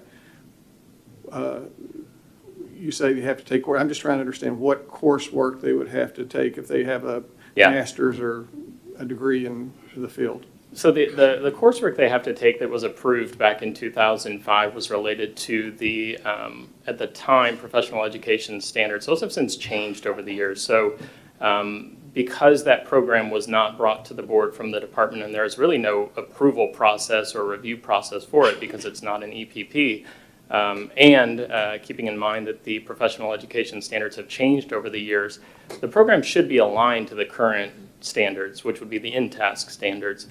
So the coursework they would take would be all on pedagogical content, much like a job-embedded preparation program does. So for individuals who go into job-embedded preparation programs who may have a major in math, the coursework they're taking is not driven by the content area, but it's driven by pedagogy and expectations for teaching. So if I took 12 hours in a semester or something like that, then I would probably have to go back to school for close to a year or something before I could be qualified. Is that what we're saying? I don't know how long that program is, to be honest. Mike might Can we know. find that out? I think it depends. I know of a case where there's somebody who has a major in English and they want to become a teacher, and they look at your transcripts when you're moving it from one institution to another, and then they do an analysis of the courses that you've taken and determine what additional courses you have to take in addition to those that you have to take for licensure. So it can vary. And I don't know, Michael Krause, if you can provide some insight. I'd be worried it'd take longer than a year because you're going to be at the mercy of course offerings. And as you know, sometimes those things only, if you're going through a traditional teacher prep thing, which is probably one of the many things we need to work with our EPPs on, the reality is those courses are probably going to be offered fall, and then you'll see them again the next fall. That would worry me. So that doesn't seem that we're really doing anything to encourage, people to go that route. And again, I think that qualified teachers is probably the biggest concern I have in the state right now. And so what can we do to encourage, is there a process? We want to get qualified people in there, but is there something that we can do to help that process along, make it quicker? So I think there's kind of two, just to clarify, for the adjunct license, that is for individuals who have a background in the content area and are seeking to teach part-time. Right. So they're only allowed to teach 3 courses. I understand. Okay. Great retirement program, though. Yeah, so for that pathway, there's really only one program that exists. I think if the board was interested in revisiting that, specifically for that pathway, part-time educators, I think you would have to do that in a future session. And I was just sitting here reflecting too, because I've talked with Amy on our staff and Michael, and I don't, Amy, if you want to add anything, but I think this is something we need to look into further as a state, because especially since they're only able to teach 3 classes at the end of this program, it's really a disincentive for somebody to go through this pathway, and we're probably not going to get many more programs signed up to do it if it's still so onerous. But I know there's a lot of considerations as we think about what we might want to change. Amy, do you want to add into that? Yes. Amy Owen, Director of Policy and Research at the State Board. I wanted to clarify that we're looking at 24 semester hours in the teaching field, so the field that they will teach in. Is that correct? So, Bob, when you're saying that you have 24 hours, you have 24 hours in engineering or math or psychology or what have you. So it is 24 hours in the field that you will teach. Okay. In addition to work experience, and then there are also contact hours that this program delivers specifically to candidates entering teaching through this pathway. So I think that was the confusion. It is 24 hours in the field that you wish to teach, not in teaching overall. And that's for admission. Yes. Yeah, and that's an admissions requirement. So in order to get into the program and receive the adjunct license, you have to have that content knowledge. Mr. Edwards? So, Mike, you're liable to figure out the flaws in this. In order to deal with Mr. Eby's issue.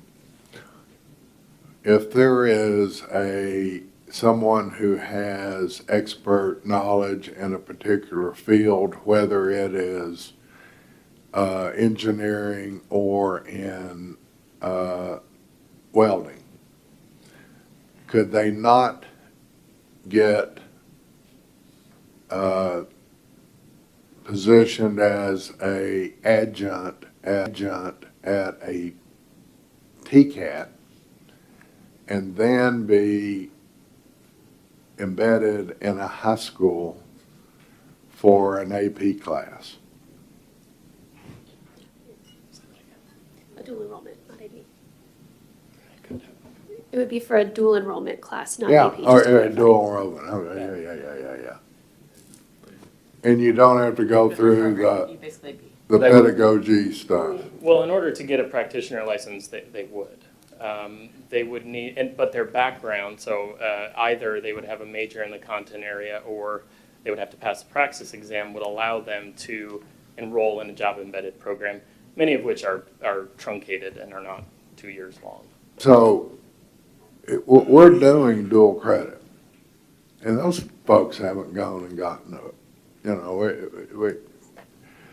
if we had somebody from one of the TCATs that's willing to come into a high school or bring these folks into the TCAT school, and they were to get a occupational classroom, we're not going to go check their. I think they're ordering lunch. It's a good question, Mike. Yes. Mike Kraus has something he'd like to add. Well, if they're dual enrollment, then they're our employee. Yeah. They're a higher education employee, and that's going to end up being a SACS thing. If they're dual credit, they're going to be a K-12 faculty member, which is why you have the challenge assessments at the end. But I will say this, I mean, there's a scenario in which it sounds like it could be easier to end up teaching dual enrollment than it could be to be teaching on this adjunct license. Yeah. That's the reality. It's happening. Sounds like- It's happening today. Right. It's exactly what happens. And I know we've been working closely with the department on a number of sort of licensure-related issues, many of which are starting to get straightened out. But this strikes me as another one that we just need to come back to the table and get some input and bring back a proposal to this board, because it doesn't feel like it's where it needs to be yet to incentivize people who are teaching successfully at the college level to get in and fill some of our needs in high-need areas Sure. in the current format.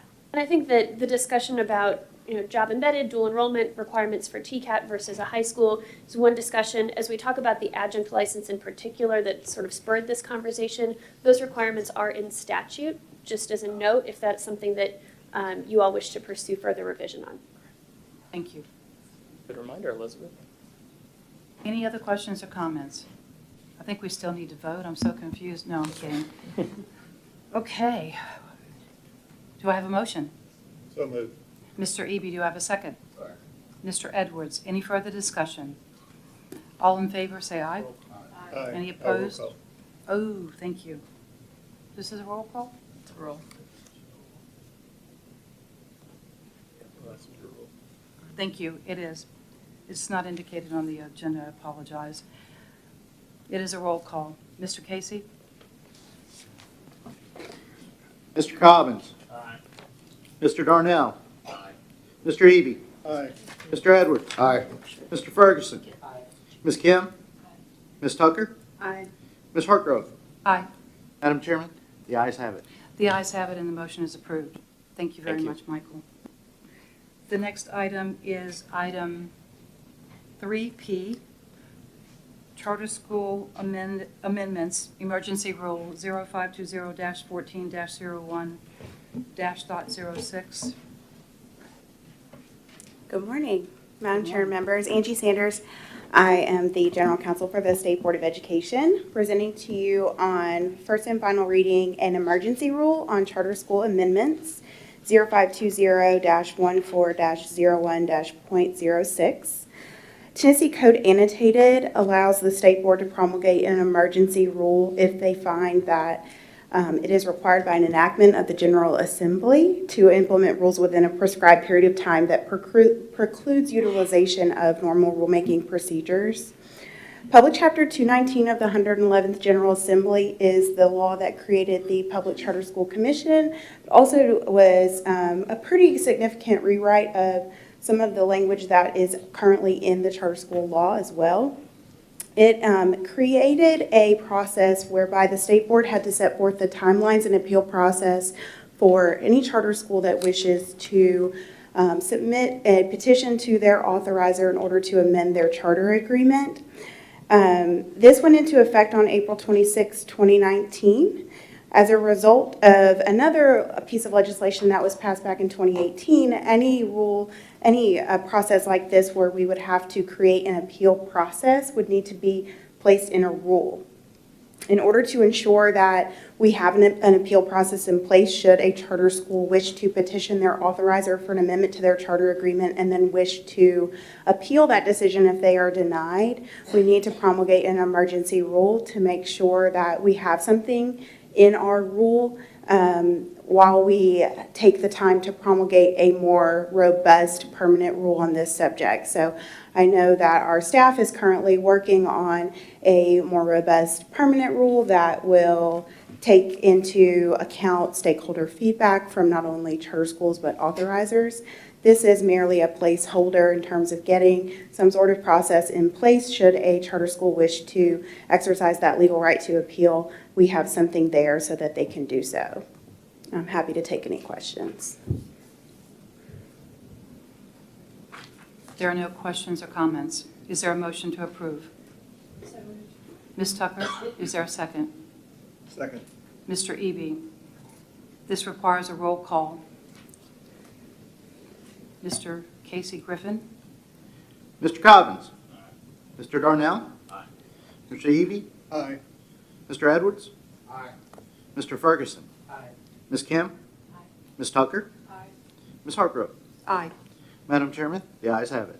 The ayes have it and the motion is approved. Thank you very much. That concludes the items on final reading. We are going to take a 10-minute break and return at 10:45 promptly, sharply. Thank you.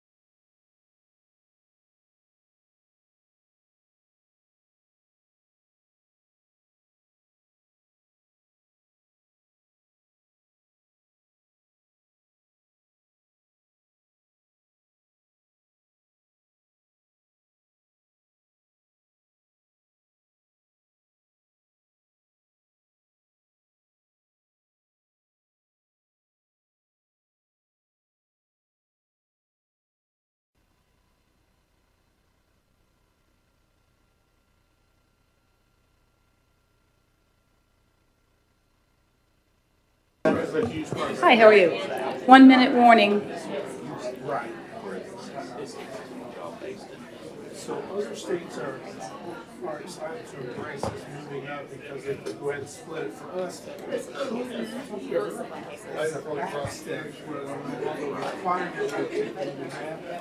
a STEM market, and so it could cost. Please contact me. Did you make that motion? I did, 1 minute.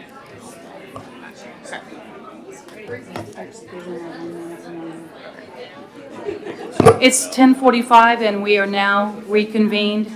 Before we get into item 4, teacher licensure actions, Ms. Amy Owens is going to return to the podium to provide us with an update on our discussion regarding educator licensure, and I'm going to just let her take it over. Thank you, Madam Chair. Amy Owen, Director of Policy and Research for the State Board. We wanted to clarify because it's a little confusing. There are 2 different license types that somebody who's experienced in a career and or has college teaching experience may pursue. We want to make sure we're talking about the same things. There's a post-secondary educator's license, and this is the one that is spelled out very clearly in statute. This is for someone who's been a full-time college professor for at least 2 of the last 5 years, or a part-time college professor teaching at least 1 class a semester for 3 of the last 5 years. These individuals can receive teaching licenses by providing qualifying teaching evaluations, or newly added in this rule, a letter from their dean, department chair, or other direct supervisor regarding their satisfactory performance. They would then also need to submit qualifying scores on any required licensure exams, but there are no further classroom education requirements for those individuals. Alternately, the adjunct license is for someone who has a bachelor's degree or higher, or an active industry license or credential in the occupational area they wish to teach. These folks need at least 5 years of relevant work experience that is fairly recent, and they need to complete this adjunct licensure program, which is the one program currently located near Knoxville that has been approved by the state board since 2005. That adjunct license is good for 1 year and can be renewed up to 5 times. So as Bob said, this might be ideal for a retiree or for somebody who is in another way working toward a full-time teaching credential. Regardless, we have many, many pathways toward licensure, certainly in occupational areas, and that's something we can bring back to the board, maybe a document that better clarifies what our options are and how those different pathways work, if that would be convenient for you to have. Thank you for the clarification. Any final comments on that? We're not doing any voting, we're just discussing. Right. What Amy is talking about bringing to us will be invaluable not only to us, but to these LEAs who are trying to figure out how to broaden their offerings. And they don't really know all the different avenues. And we certainly don't help with how closely we name them to one another. So we'll be happy to bring you that. Thank you. Thank you. Agenda item 4, teacher licensure actions. We are going to pull for a separate discussion items A, B, C, D, F, K, L, O, and S. And we will vote on the other items via roll call. Do we want to go into Miss Kendrick? Do you want to go to the podium, or are you going to? Well, you're going to speak from the table. Yes, I was going to say I think that Ms. Tucker may want to. We had some discussion after the workshop about one of the cases that she had questions about. I'm not sure if that one needs to be put back into the vote. Which one is that? Item S, Johnny Washington. S as in Sam. Mm-hmm. We do not need to pull it. So there was a typo on S, and it said suspension when it is a revocation. And so because it's a revocation, I don't need to pull that one. Okay. I thought just from that typo that we were suspending the license, not revoking it.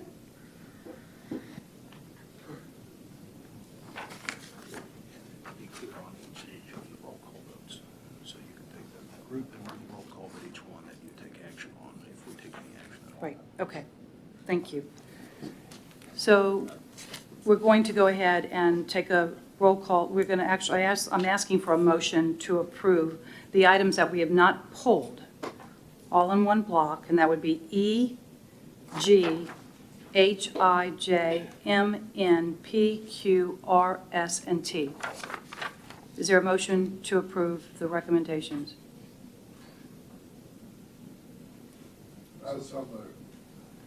Mr. Edwards, is there a second? Second. Mr. Ferguson, any discussion? This requires a roll call vote. Casey Griffin, please call the roll. Mr. Cobbins. Aye. Mr. Darnell. Aye. Mr. Evie. Aye. Mr. Edwards. Aye. Mr. Ferguson. Aye. Ms. Kim. Ms. Tucker. Aye. Ms. Hartgrove. Aye. Madam Chairman, the ayes have it. Thank you. Item A, do you want to begin the discussion, or do you want to entertain her questions? Madam Chair, however you want to handle it. Okay. Ms. Tucker? Before I address A specifically, I just want to, I know you're tired of my speeches about these. This is my least favorite. If I had known we did this when I was asked to be on this board, I'm not sure I would have agreed to be on this board, and I don't say that lightly. And it's not because I am not willing to vote on discipline on teachers. It's because of the knowledge that we get on this board of the behaviors of a very small number of Tennessee teachers that puts a real taint on them. And so I have struggled with these every time. And I had sort of an epiphany when I was reading them this last time, that it felt like we've seen so many, and again, it's a tiny percentage, but we've seen so many really bad things in these documents that it's become normalized. And so then it's like, whoa, he didn't kill anybody, so maybe we should only suspend his license, and it feels, in my own mind, I was like normalizing the really bad behavior. And I'm taking a step back from that because I feel like, I just feel like teachers are better than this. And I feel like it is a privilege. And I understand there's a crisis in how many teachers we have, but I would imagine any parent that read any of these that I pull, or several of these that I pulled, some of them I pulled just for questions, if you said, would you like, a robot in that classroom, or your kid unsupervised, or this person, they would probably pick A or B. And so I just want to start with a request that we think about these not in comparison to, the ones we just approved where the guy's a teacher's serving 25 years for murder and kidnapping, or surrendered for a vehicular homicide, or selling oxycodone in a school zone. I mean, those are the ones we agreed to, but I feel like we need to look at each one of these as a person who is going to be interacting with a lot of kids, and whether we want that to happen or not, and what level of punishment or what level of license action we want to give them depending on these facts. So that's just my speech. I mean, to the extent you're apologizing for, first of all, this is very minuscule number of people who are working hard every day throughout Tennessee as teachers. And it's impossible not to have discipline actions that occur regardless of where you are in humanity. It is very important that what Wendy is describing that we do happen. We can decide what that is, but it's important for the fidelity of the staff, the faculty, that we take these on, as everybody else does. So, in any other organization. So, get rid of the apology and press on. All right. So, Mr. Colbaugh, A, letter A, not me saying A, but my issue with a 3-month retroactive suspension on him is that puts him back in a classroom. I think he's already actually in the classroom. The school decided to keep him there, and I have my own thoughts about that, but this long-term, I'm going to call it a relationship with this student. It may not have been a physical relationship yet, but having her come to his house to feed cats might be fine. Texting her occasionally might be fine, but these late night texts, the one that just I cannot stop thinking about as the mother of 2 girls is the one where he told her his blanket smelled like her. That bothers me. And so, I don't know if the better, and I can seek some guidance from the board, I don't know if the better answer is for me to just vote no on this, or if I need to make a motion for a stronger punishment and see what the rest of the board thinks. But I just don't, it all smelled like grooming to me. And could it have been totally innocent, really bad conduct, or just really bad choices by a teacher? Sure, could have been. Would I want my children to be the ones who find out if that's true or not? Absolutely not. And so I'm not comfortable with him in a classroom, and that's just how I feel about him. Let's discuss for a few minutes. Does anyone else have anything that they want to add? Do you have your own separate opinions that are different from Ms. Tucker's? Or do you want her to make a motion?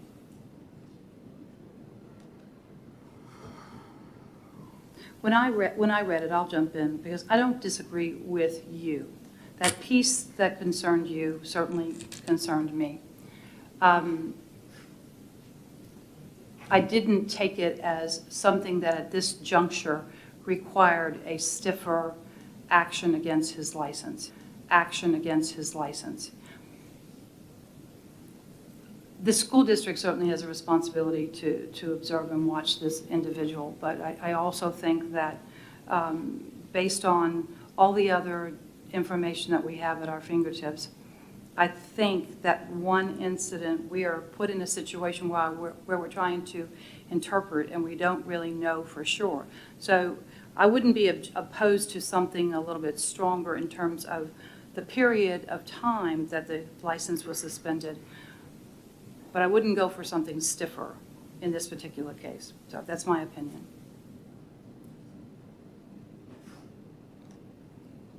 No other comments from the board? Wendy, do you want to make an amendment?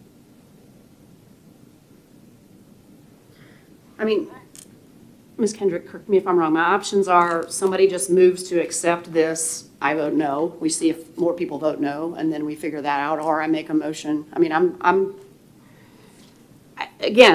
one of 9, and I appreciate and I respect your opinion. My worry is, we had somebody on here who had some warning signs and more warning signs, and now he's serving a 25-year sentence for murder. And I don't want to be the person who gave this guy his license back, and then the next time, something worse happens with a little girl. And I know that's, that the odds of that, I get it. But I just, my blanket smells like you really bothered me. So, I mean, if anybody wants to make a motion to approve this, then we can vote on that. If not, I'll make a motion for, What would your motion be? my motion would be to pull this off the agenda for a more harsher punishment. But Ms. Kendrick? And I was just saying that we can do that. Wendy, if you do make that motion, do you have in mind, or do you want us to give you the range of what specifically you are looking for, just so that we can just go straight back to the educator with that, as opposed to us trying to kind of interpret what you're thinking may be more appropriate? So I don't want it to be my thinking. I would love for it to be my thinking, but so I would love to hear, the reason we passed this new rule was to get away from any precedent that existed and to have some pretty standard. So I would love to hear from you, based on these facts, what the range is that is permissible under, because this falls under the new rule, correct? Yes. Okay, so what's permissible under the new rule would be helpful. So under the new rule, this would be classified as unprofessionalism, inappropriate communication that's not necessarily explicit, so non-explicit, and that range is a 3-month suspension up and through revocation. So it's a pretty wide range. Yeah, I think my opinion on what the eventual punishment is probably going to be harsher than other people, so I don't know that I want to, does anybody want to make a motion to approve this? I guess maybe we go there. We can go that route. Is there a motion? Yes, go ahead. Let me ask a question. Do we know, I mean, the school system putting back to work, do we have any input from the schools on how they feel that he has handled? I mean, I agree with what you say on the smelling like a blanket. But, you know, are they just putting him back in because they said 3 months, or has there been some kind of retribution or anything? I mean, So I've spoken with some administrative personnel from the school district about Mr. Colbaugh, and they took other corrective measures on their end. He was a coach and a teacher. They pulled him from coaching. They did return to the classroom after requiring him to complete some other professional development at their level. We also required him to complete separate professional development based on this recommendation as well, which he has already completed. And the district felt after their discussions with him and pulling him from just coaching, they're comfortable with him remaining in the classroom and believe that he's taken appropriate corrective measures. This has not been a recurring problem with him since. And this occurred back in August, so this was not an issue throughout the whole school year. Can I ask, this is the case where the family actually pulled their child from the school, correct? I don't know that for certain off the top of my head, but if I'm recalling correctly, I think that they at least requested to pull their daughter from his classroom. I don't know about the school entirely. I believe from the packet, they were pulled. And my other question would be, did any of the other parents at the school know that this coach/teacher is texting a child? And how old was this child? She was a middle school student. It was a middle school soccer team. Texting her late at night, saying his blanket smelled like her, inviting her into his home when he's on vacation to feed his animals. I think he brought her presents, right? I mean, I'm assuming the school district didn't inform any other parents at the school that would have him as a teacher when he came back. Or Not that was reported to us. We were not made aware of any other information given to other parents. That's one of the concerns I've got, is just making sure we've got the whole picture. And when I totally agree, I think one of our biggest responsibilities on this board are dealing with these issues, and unfortunately, we see things that are just totally unacceptable. What I was struggling with, just thinking about this, was this teacher's response to the action that's been taken. And was this an isolated one time only, or were there any other incidents that we know of that were going on, or I just don't know. So this was the only incident that was reported to the board, and like I said, I've spoken with the district, and they indicated that this was not a recurring problem. It was this incident with this particular student, and it has not been a recurring problem since. And my question on that, is that better or worse? Do you want a teacher that's only texting one small child and inviting her into his home and telling her these things? Or do you want a teacher that is just sort of like, doesn't understand boundaries? I mean, I don't know the answer to that. I'm just saying, like, I don't get a lot of good answers. But I had that same question. Like, if he's texting all of them, maybe he's just, I don't know how old he is. Maybe he's just like, he doesn't know. But one child targeted, to me, brings up a different, over a period of time. So, I don't know. Any other comments? No comment. Yes, Mr. Cobbins. I know I've said this before in similar situations. I think the action that we take ultimately will be the action we take, and I think it should send a strong message. But I also want to reemphasize the need for some education of students to know and to be told explicitly that texting with your teacher at night is inappropriate. Feeding cats at their house is inappropriate. We have to, I think, be proactive on both sides of the equation to make sure that young students who are impressionable, who may see blurred lines because of social media and technology, how they interact with their friends and family and other people, recognize that the teacher, there's a line that exists, and we have to make sure that they're aware of that explicitly, I think. Any further discussion? Mr. Edwards? I'd like to make a motion that we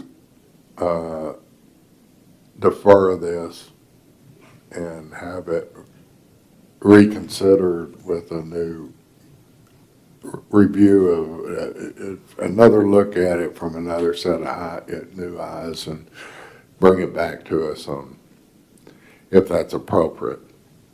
Is there additional information that you all will be able to gather as a result of this discussion that would cause the decision for the licensure action to be different than what is suggested today? So it's my understanding that this is one of Hannah's cases, Ms. McCann's cases, and we've gotten all the information that we can. We've gotten all the information that we can get from the district, outside of getting the district to write some kind of statement or information. I mean, we have collected all the information we have through the director of schools, to talking to Mr. Cobal, to the different administrators at the school level. So I don't know what more information we can give you all, unfortunately, than what we have already presented. Because before we bring these cases to you all, we try to gather as much information we can from the school administrators, from the director of schools, from HR. If law enforcement is involved, we try to get it from them. If DCS, to collect as much information as we can to give it to you all. So at this point, when we bring it before you all, this is what we have. So that's why I was saying to Ms. Tucker, if there is a, regardless of what or the board in general would want to do that's harsher, give us a kind of frame of mind of where we are landing as a board to recommend to Mr. Cobal if we don't think the suspension of 3 months retroactively is appropriate, because this is what we have before us is what we're probably going to get. Did you want to add to this? I was going to say almost exactly what Brittany said, just some indication of, is 6 month retroactive where you're going, or is this revocation? I mean, I think we just need a little bit more guidance from the board in terms of if we're going to come back with a different recommendation, where should we be looking? Ms. Tucker? So I just was going through this again. So she's 13. Her family pulled her from the school. He initially lied about texting with her and then admitted it. And here's the text. I mean, there's plenty of text. My blanket smells like you, the one you used the other night. And then the 13-year-old child says, does it smell good? He replies, yes. She writes, LOL. He replies, very. So, I mean, I will not vote for anything that will get this man a license back as a teacher. He can go do whatever he wants to do, but I won't. So I don't know what I think the board may be less harsh about that than I am, but that to me, and inviting her into his home to feed his cats and the late night texts, all of that is just bad news. And I don't want him on my watch in a classroom. So are you making a motion? I think there's already a motion on the table. There's a motion to get more information, but they're telling us they are not in a position. Well, We can accept that motion and ask for a second. Okay. so we can't change this. We can deny taking action and they bring it back. Is that not? That's correct. That's basically That's the correct. motion I was making. Would you restate your motion for the record? What can happen Yes. is that you can make a motion, Mr. Everett, that says, or anyone can say, I move to amend the recommendation to a 2-year suspension with professional development, et cetera. And if the board agrees with you, they can vote on that. And then what will happen is we will take it back. We have to give Mr. Cobal further in the process and notify him of that. But we were just seeking for some clear guidelines of as far as where we are thinking as a board we want to go with this, so that if we bring it back, we are not delaying the inevitable.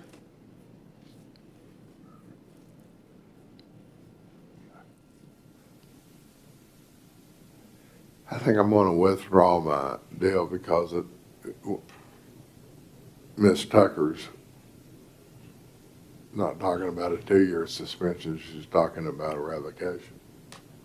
What I'm saying, the board may want you to recommend something less, and you only need a majority of the board to approve that. So I don't want to drive that.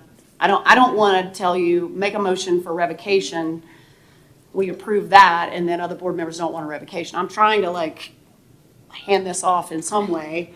I'm happy to make that motion. So I would just say it'd be helpful to hear from a few other voices, Yes, so we that's know what I'm as a trying to staff say. What direction? what to come back with. What direction we're headed in? Yes, Mr. Eby. Retroactive would be retroactive to when and how much time would have already been spent based on that? So retroactive would be back to when the suspension occurred at the school district, if I'm not mistaken. Correct, and it occurred in August of 2018, so it would be the suspension would start at the date of the employment action, which would be in August of 2018. going forward from there. However long you all wanted the suspension to be would kind of determine how long he would spend suspended proactively, but it would start as of August 2018.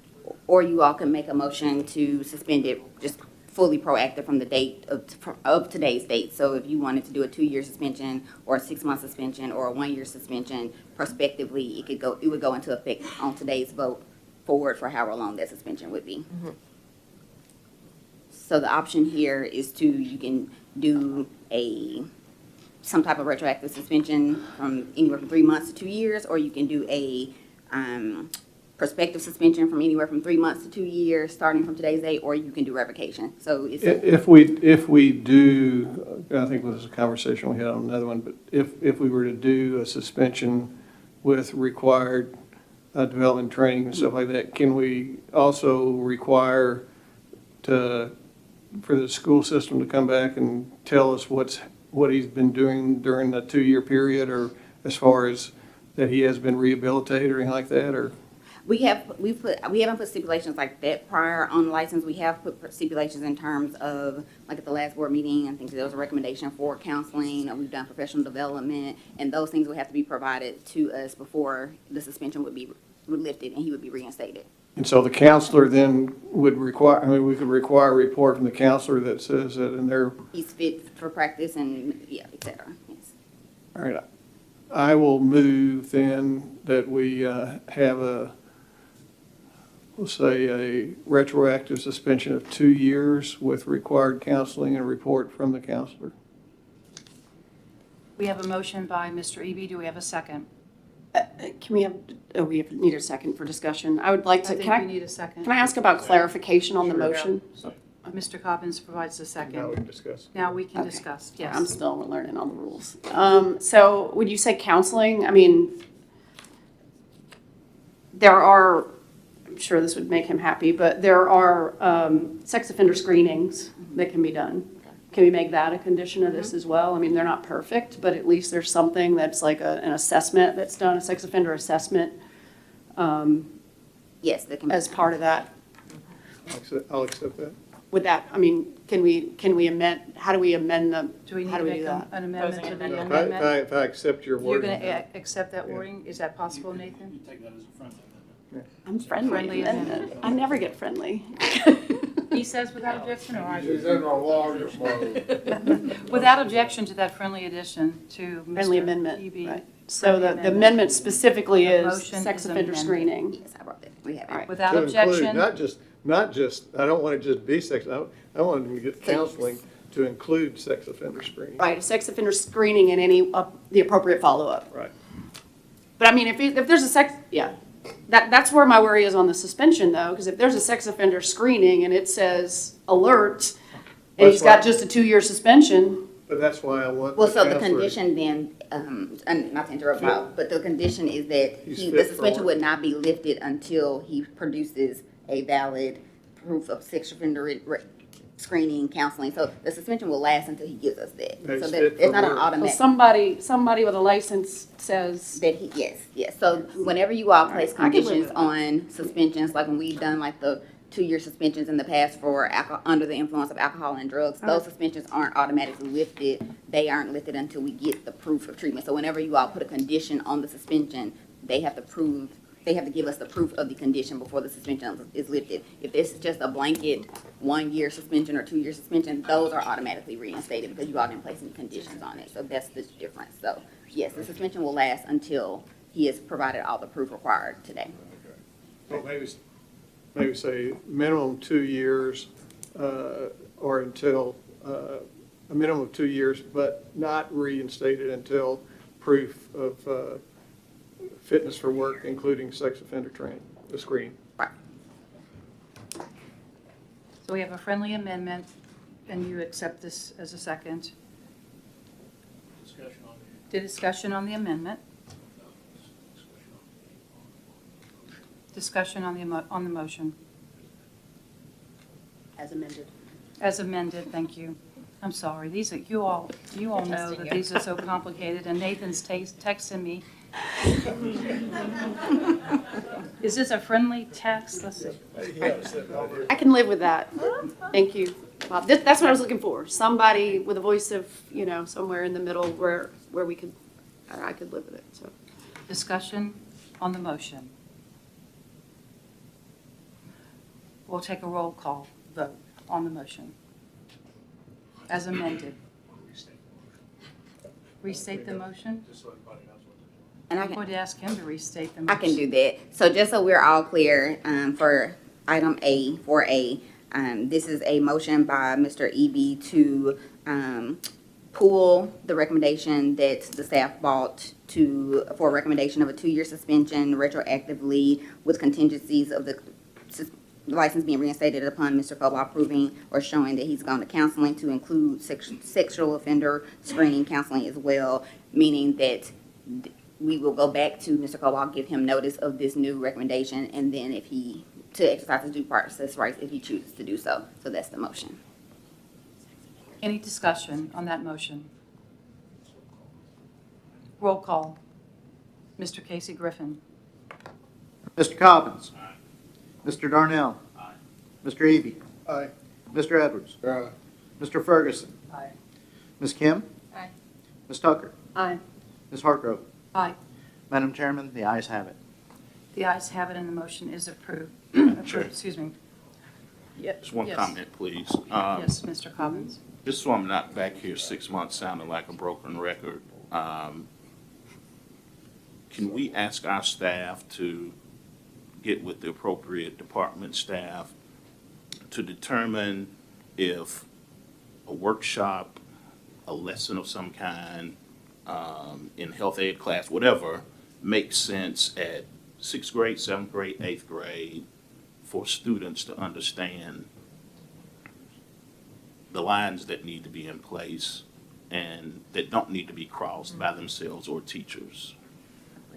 Certainly, message noted. I think it would be a matter of looking at the standards and figuring out when they'd be reviewed and revised, so there may be a lag, but you've mentioned that before, and I think we do need to make sure with the department that wherever we can insert that and to the extent we can ensure that that happens from the state level, we'll do that, and we'll be back in touch with you at the next meeting on what that looks like. Okay, thank you.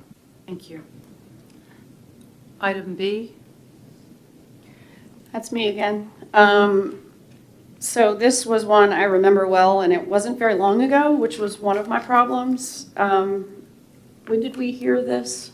When did we So revoke this his was, license? he was revoked in July of 2018. He reached out to me and asked me, there were no parameters on when he had to apply for restoration because he fell under the old rule where there was not this new requirement of a 5-year period before you come back and apply for restoration.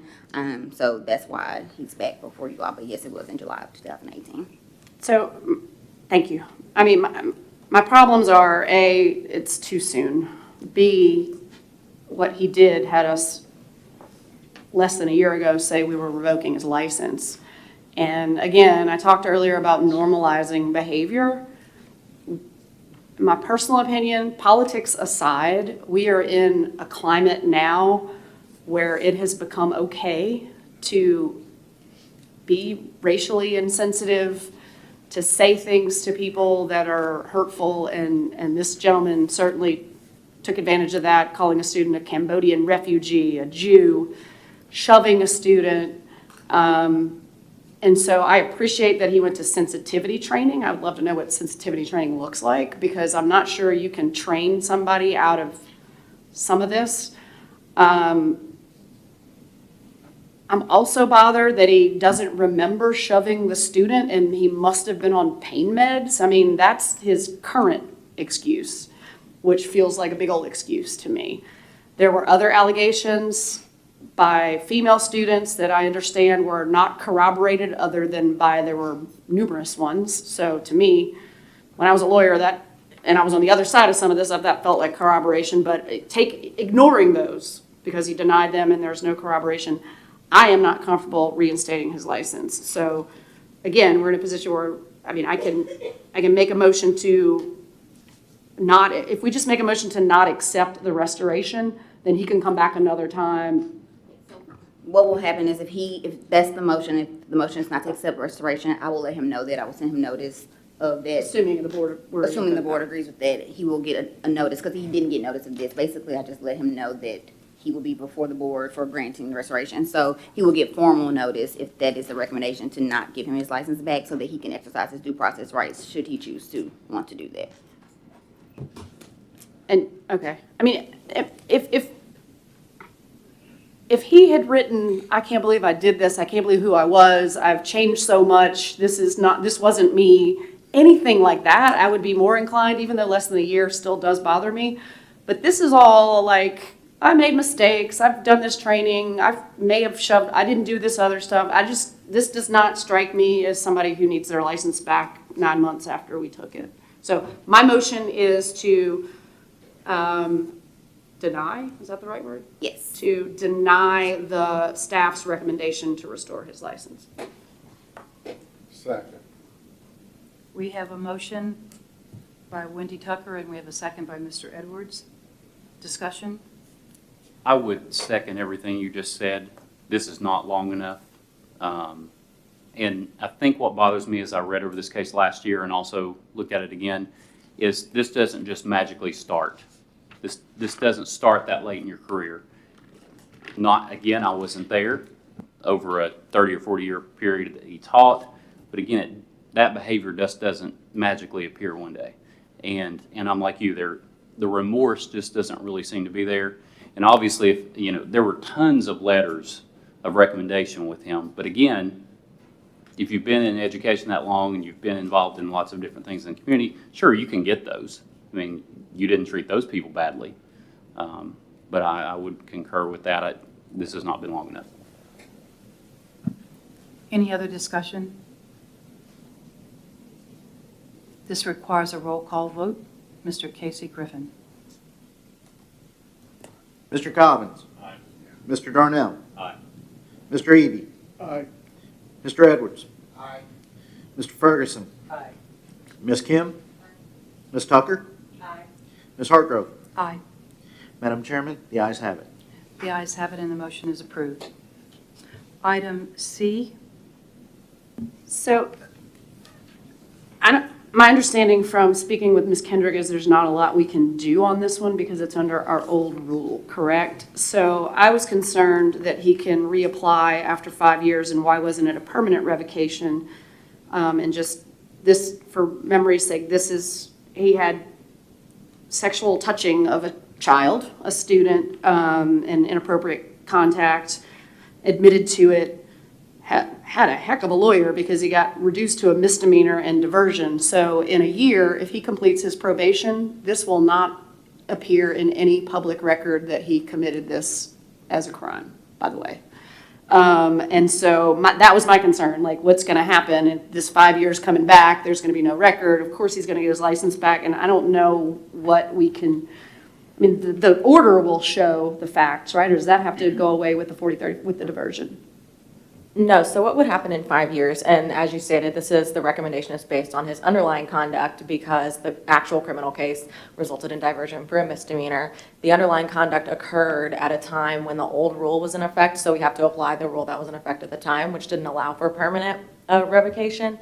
But whenever he comes back in 5 years, if he does choose to apply for restoration, at that point, the rule that's in effect at that time will apply to his application for restoration, which, based upon how we've crafted the rules since that old rule, you all would still be able to deny him based on his underlying conduct. The old rule would not be in effect. So that is the rule that would apply at the time. And these materials, because the criminal case, if he completes the criminal case, they shred that. That's done. Even the, like, you keep a copy of your diversion document because everything's gone and you can't even prove it if you need to prove it, right? So we'll have, because he admitted this in these documents. So that somewhere at the board, probably won't be here, but somewhere at the board, there will be a document that this man admitted what he did to this child. Yes, we're very diligent about keeping our documents because we do have a lot of applications for restoration years down the line. We want to make sure that whatever happened to get their license revoked to begin with, we still have evidence of it. So we'll still have these documents.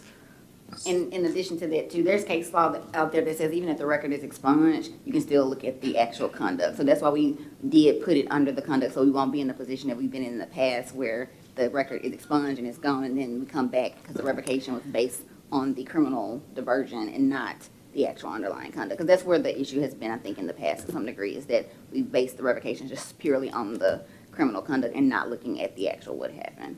So when you apply to restore your license and you're denied by the board, do you have a right to an administrative process for that as well? Yes. Okay. So then you would still have to meet evidentiary standards, so you'd have to have the actual evidence. So the statements by him that he confessed to it or the evidence. Right, Like in exactly. another, I mean, if we didn't have that. Right. And the record is destroyed at the criminal level, you wouldn't have police reports or, you'd have to rely on memory, you have to find this child. Right. Okay, I just want to make sure that down the road he doesn't get a license back. Right. All right, so with those facts, which I didn't understand, I would love to move to permanently revoke him, but apparently legally I can't. So I would move to accept the recommendation of the staff for the voluntary surrender where he can apply, but will be subject to our rules at the time in 5 years. So we have a motion to approve. Do we have a second? Second. Mr. Eby, any discussion? Roll call vote. Mr. Casey Griffin? Mr. Cobbins. Mr. Darnell. Mr. Eby. Aye. Mr. Edwards. Aye. Mr. Ferguson. Aye. Ms. Kim. Aye. Ms. Tucker. Aye. Ms. Hartgrove. Aye. Madam Chairman, the ayes have it. The ayes have it and the motion is approved. Item D. Madam Chair, because I think item D and item F are probably similar, I'm assuming they were pulled because of their similarities. Can we talk about them both at the same time? Does anybody have any objections to that?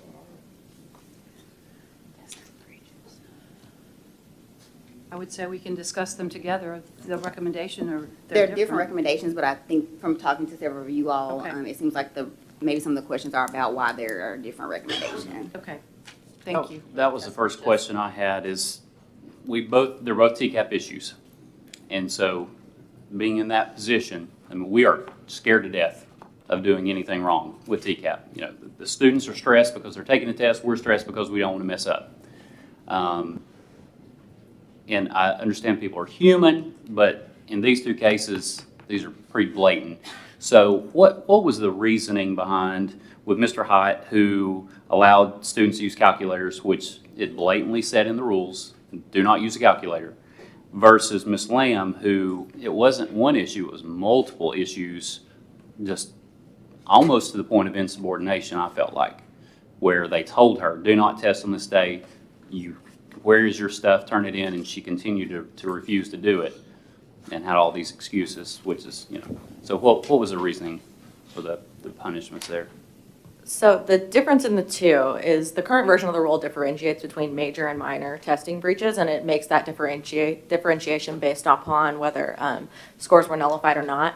So their recommendations are different because in Mr. Hite's case, scores were nullified, student test scores were nullified. In Dr. Lamb's case, they were not. That's why they have the different recommendations. And as for the actual recommendations themselves, those are just consistent with at least since 2017, since Brittany's tenure with the board. I can't necessarily speak to before that, but since then, based upon prior cases that have come before the board with these similar kind of procedural test security breach issues, and also cases that have gone before the Administrative Procedures Division, they've consistently been these same recommendations. Formal reprimands for minor test security breaches where scores were not nullified, 3-month suspensions for situations where it was a major testing security breach, and there were.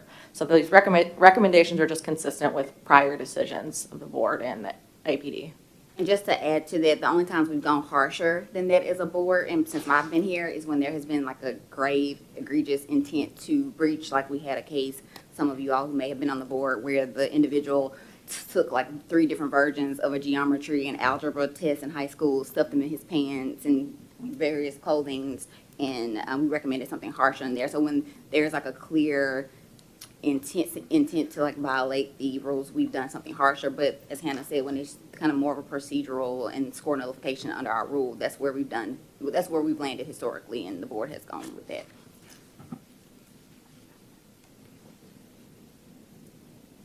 Any other comments or discussion?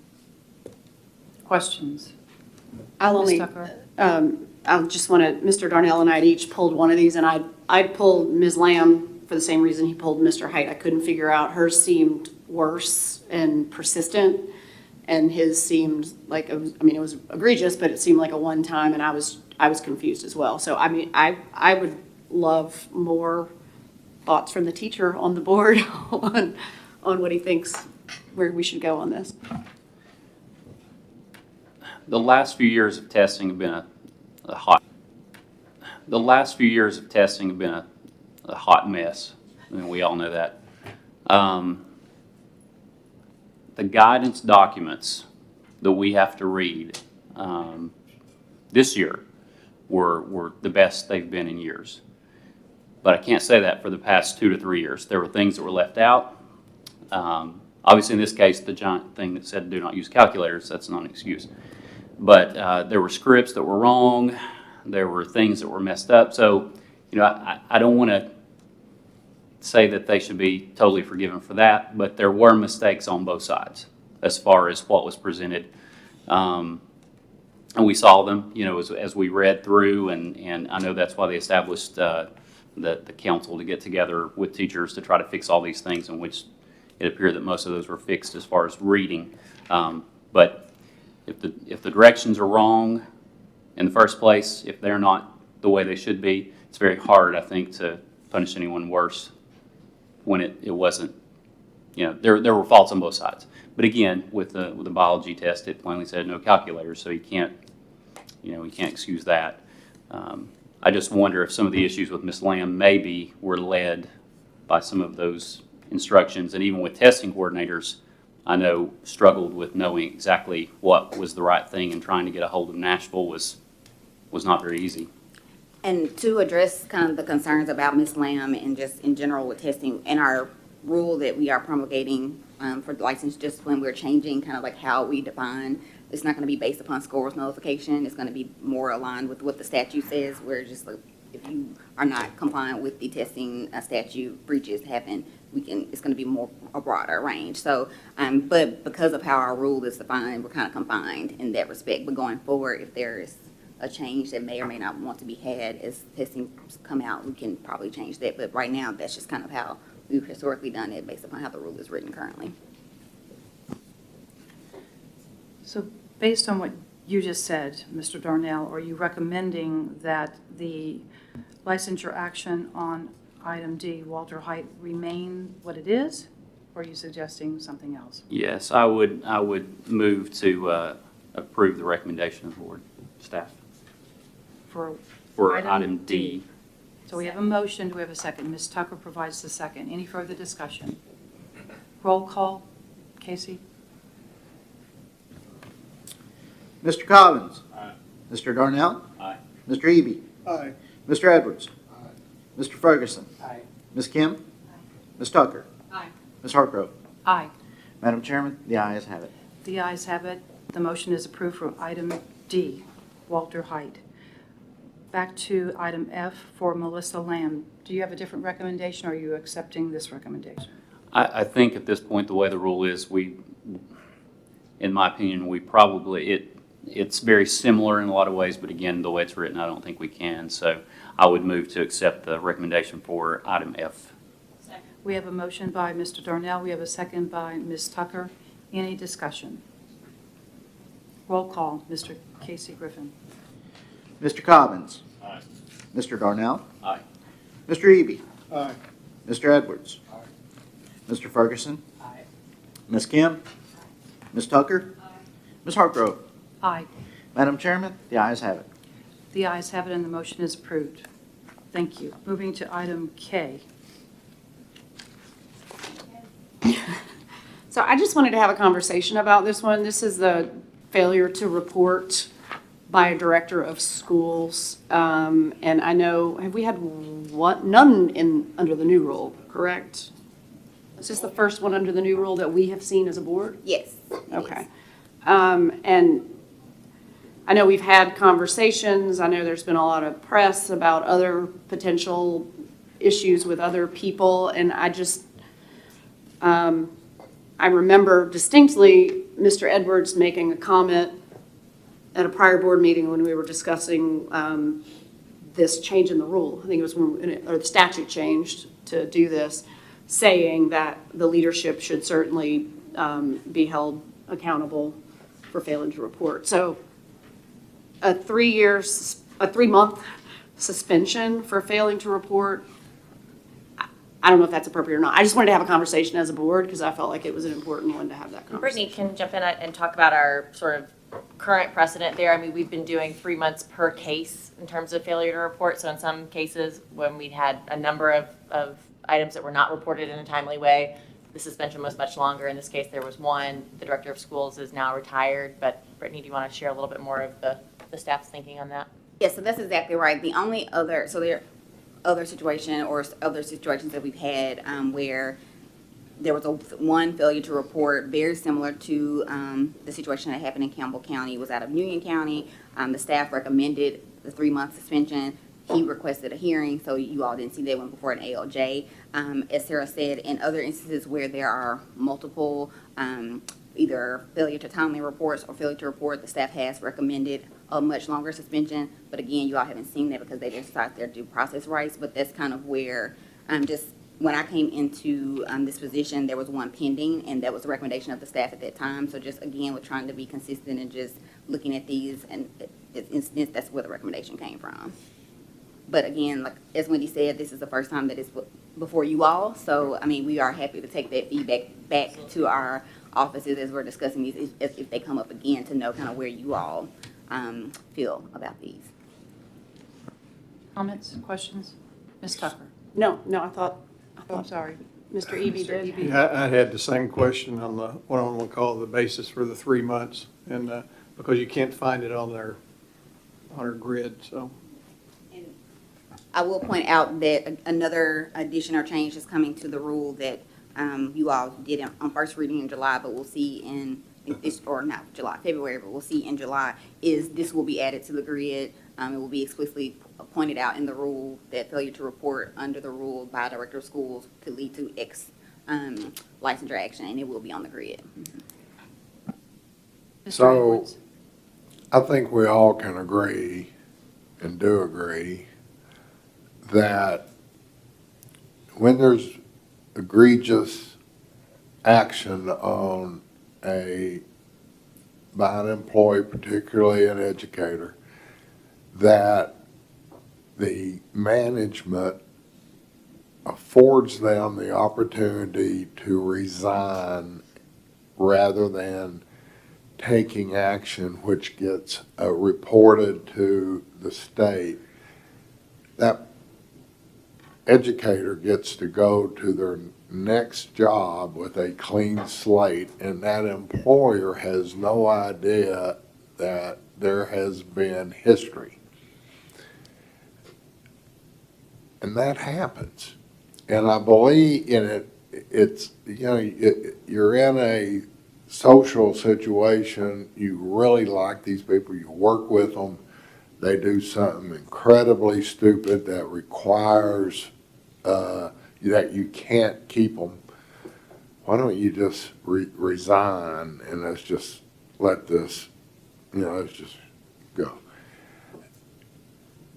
The reason I think it happens more times than we even are aware of is because there has been no great, I've had it. We gotta add that. We gotta make it clear that there are consequences for not reporting fireable offenses. Mr. Darnell? Do we know, because it says, you know, he was allowed to leave Campbell County, go to Sevier County, do we know what happened in Sevier County? Are we able to share that? So I think I want to clarify too, he didn't resign, he actually was suspended, and that should have been reported when he was suspended, and then through a lot of due process issues, he actually was terminated by Campbell County, and that should have been reported too. So to that point, it was slightly different with respect to the employment action. And as far as the resignations, we do a lot of outreach to districts across the state and superintendents and let them know that even if they resign in lieu of termination, they are still required to report it to us if it is misconduct. Obviously, we can't control what things may happen, but that is very clear. We're even updating and changing our rule to say if it's a non-renewal at the end of the school year because of some kind of misconduct, we're defining that in our rule as well to include like termination, non-renewal, resignation, to try to capture any loopholes that may be out there. But as far as the Sevier County situation, I'll let Hannah take that. Yeah, in Sevier County, law enforcement came in and performed a criminal investigation into him for an issue involving a minor, and he currently has a criminal case pending for that. They did suspend him based on that criminal investigation, and they did report him timely. Sevier County did. They just didn't know about what happened in Campbell County before because it was not reported. And that's how we learned about the Campbell County situation. I was contacted by Sevier Pigeon Forge Police Department. So we're trying to form relationships with all different entities to get information, but that's how we learned about the Campbell County situation.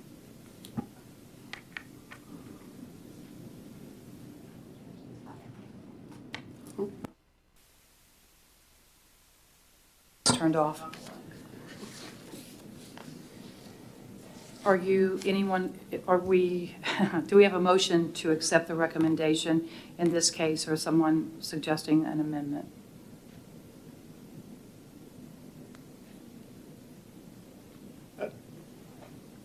I would amend, recommend 6 months. I just think 3 months is, a person in that position should know that, and this could have been a very serious situation. Can I pose a question to the board, just as I'm thinking about this? So we had been thinking 3 months per case. Do you want us to sort of work from a minimum, though? Like even with one case, maybe it's a 6-month suspension, and then from there, I mean, I'm just trying to think. I do want to be consistent when these cases come in, but maybe that's sort of an amendment to our precedent if we want to think about sort of a minimum suspension or minimum action for failure to report, even if it's one case. I mean, my 2 cents on that, which is, again, just me, is I don't know that I can do like each case is a certain, it feels like the cases are very different. So if, you know, if the severity of the case that wasn't reported. Right, the underlying, I mean, this is a pretty serious underlying offense. It's not like, I mean, if it's a, you know, I mean, something's really minor and they should have reported it and they didn't report it, I can understand that more than this. That's fair. Yeah. So I don't know. I'd love to give you metrics to be able to do the math and make it. But even just that is helpful in terms of our staff kind of thinking as we bring these to you. I mean, your grid, again, provides, the grid provides the opportunity for flexibility, and it does set a minimum, and then, you know, it sets a maximum. And I agree with Wendy that it depends on, you know, case-by-case basis. I just think that for this case is more than 3 months. And to that point, the grid or the proposed rule is a full range. So it's not just limited to 3 to 8 months to a year or 1 year to 2. It's the full range. Because we do know that that comes into play because there are nuances to, as Wendy pointed out, to this. This case was very similar to the one that we saw out of Union County that he exercised his due process rights, which is why we went with that because that's the only basis that we had. But some of the other ones that we've seen that have exercised due process rights, there were more that failed to report, but it was more of a timely issue versus so there are a lot of nuances to this. So that's why the range will be all encompassing. The other thing too, the nature of the activity on the part of the teacher. Right, that's what I was saying. Yeah. The underlying. The severity, yes, I apologize. Yeah. I missed that. You're agreeing with me. We should take. I often agree with you, believe it or not.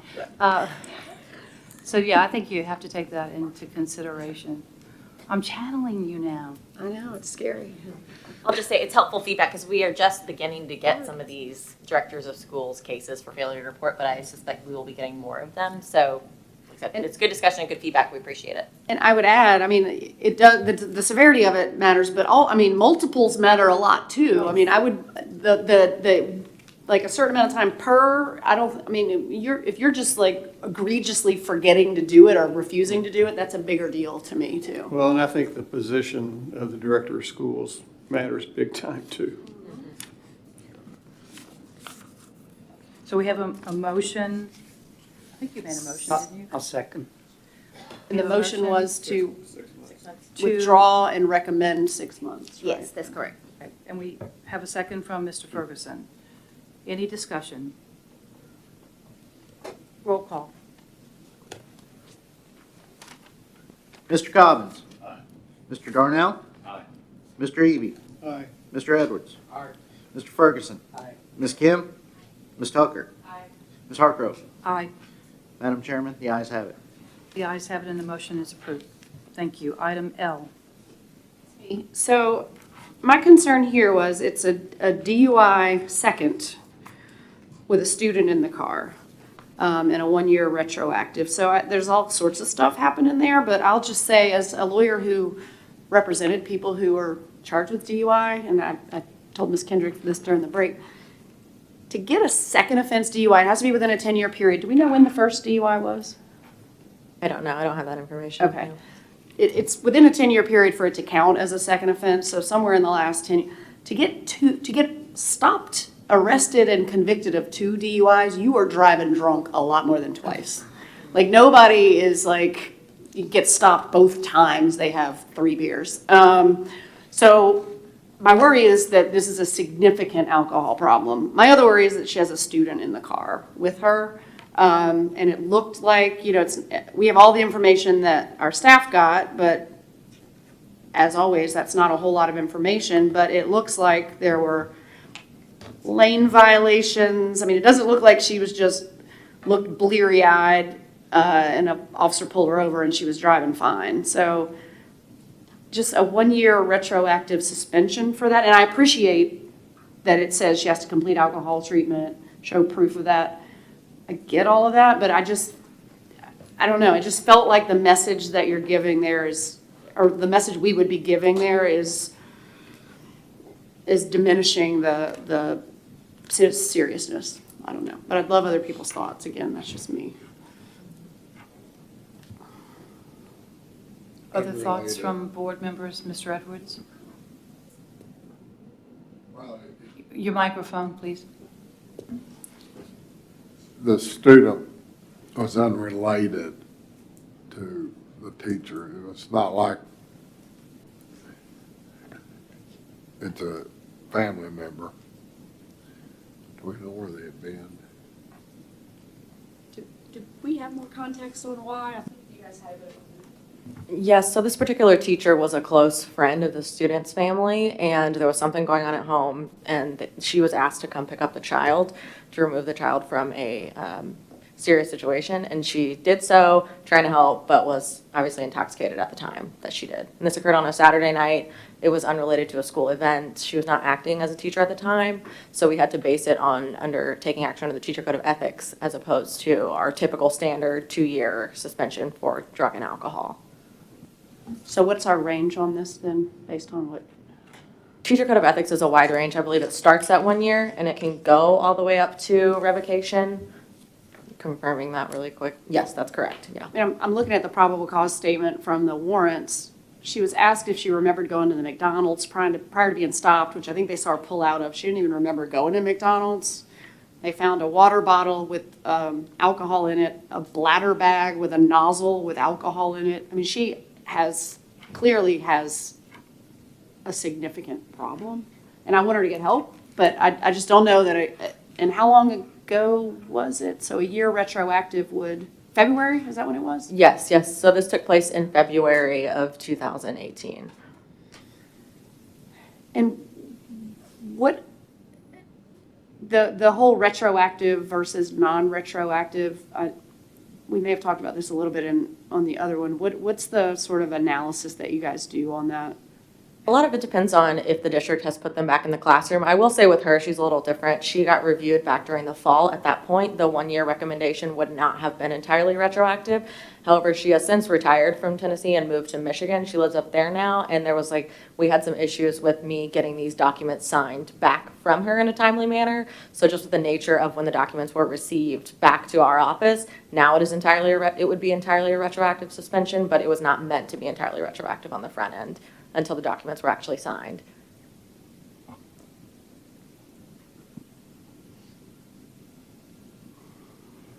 Any other comments or feedback on this case? Do you want to make another motion or a motion? I mean, Or an yes, amendment? we could sit here all day. But I'm going to move that we that we pull this to offer the same conditions to reinstatement, but not retroactive, 1 year from the date that there is an agreement. So you'd have to, that would start whenever you. Whatever the date is that she actually signed the consent order, so that would be. But you have to start over, right? Or, yeah, sorry, Brittany has corrected me. It's whenever the board approves it. So it could be 1 year from today, if that's all what you all wanted to do. Or we could do it 1 year from when she signed the consent order. It's up to you all. I move that we pull it to recommend 1 year from today suspension with all of the conditions that you have stated in the order, which include the alcohol, hang on,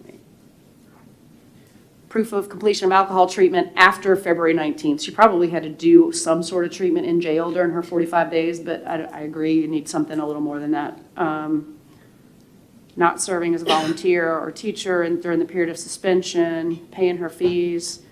And can you also add, you shouldn't have to add this, I mean, her license will have been revoked for 2 years minimum without, I mean, other than, unless she gets, for the DUI, unless she gets, she can get a specific special license to drive. Can we just add that she like abide by all like traffic laws and because driving on a revoked is also a jailable offense.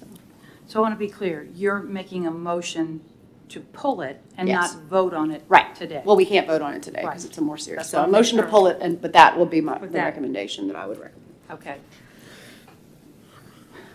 I think I need you to restate the motion for the record because there was a Okay. lot of conversation.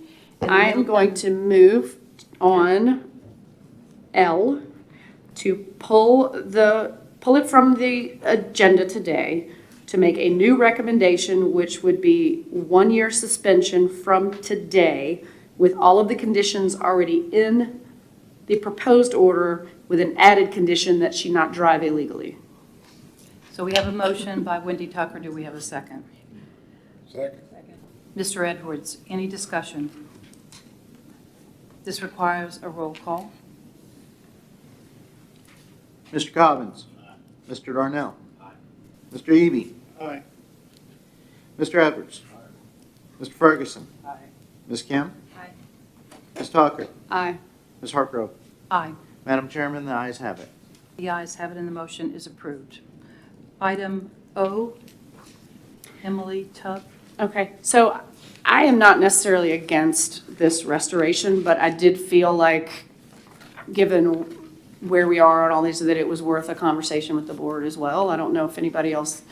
So this is a woman who, it's been 8 years now, was revoked, but it was for a felony, possession with intent to distribute out of Mississippi. It appears that she had a severe opioid addiction and has now completed treatment and has completed her probation, has been clean, is working for a newspaper. It looks on this paper like there is some actual remorse and some movements in the right direction. So I pulled it because it's serious and we're talking about giving her a license back. I thought it was worth a conversation with the board. I'm not necessarily against doing it, given all of that, but I just thought it was worth us talking about. I think you're absolutely spot on. I don't disagree with the recommendation either. I know this one was extremely troubling at the time when we first had it come before us. But as you have said too, I do believe that when you look at all the documentation and her letter, it's evident to me that she is incredibly remorseful based on what she has stated here, and she has other documentation to support what she's done, letters of recommendation from current employers, et cetera.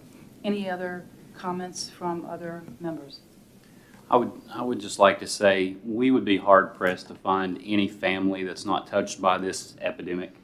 In education, we deal with this every single day.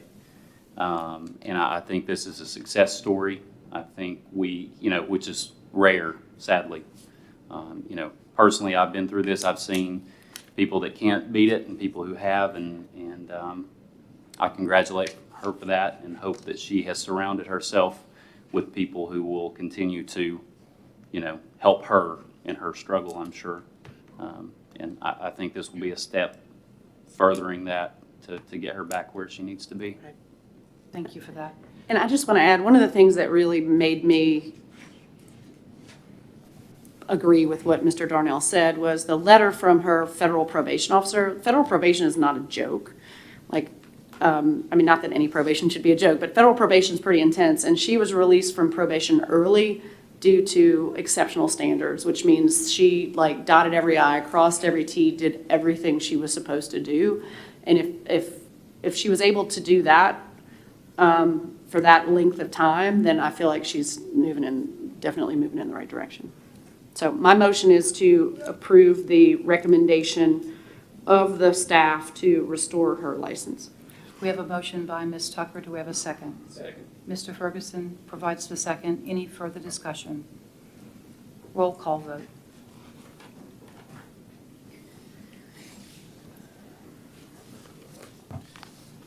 Mr. Cobbins. Mr. Darnell. Mr. Eby. Aye. Mr. Edwards. Aye. Mr. Ferguson. Aye. Ms. Kim. Ms. Tucker. Aye. Ms. Hartgrove. Aye. Madam Chairman, the ayes have it. The ayes have it and the motion is approved. That concludes the licensure action portion of this meeting. We do have to move into item 5. Did we vote on S? I know you said that. We put it back in the We put group. it back in. Yep, we did.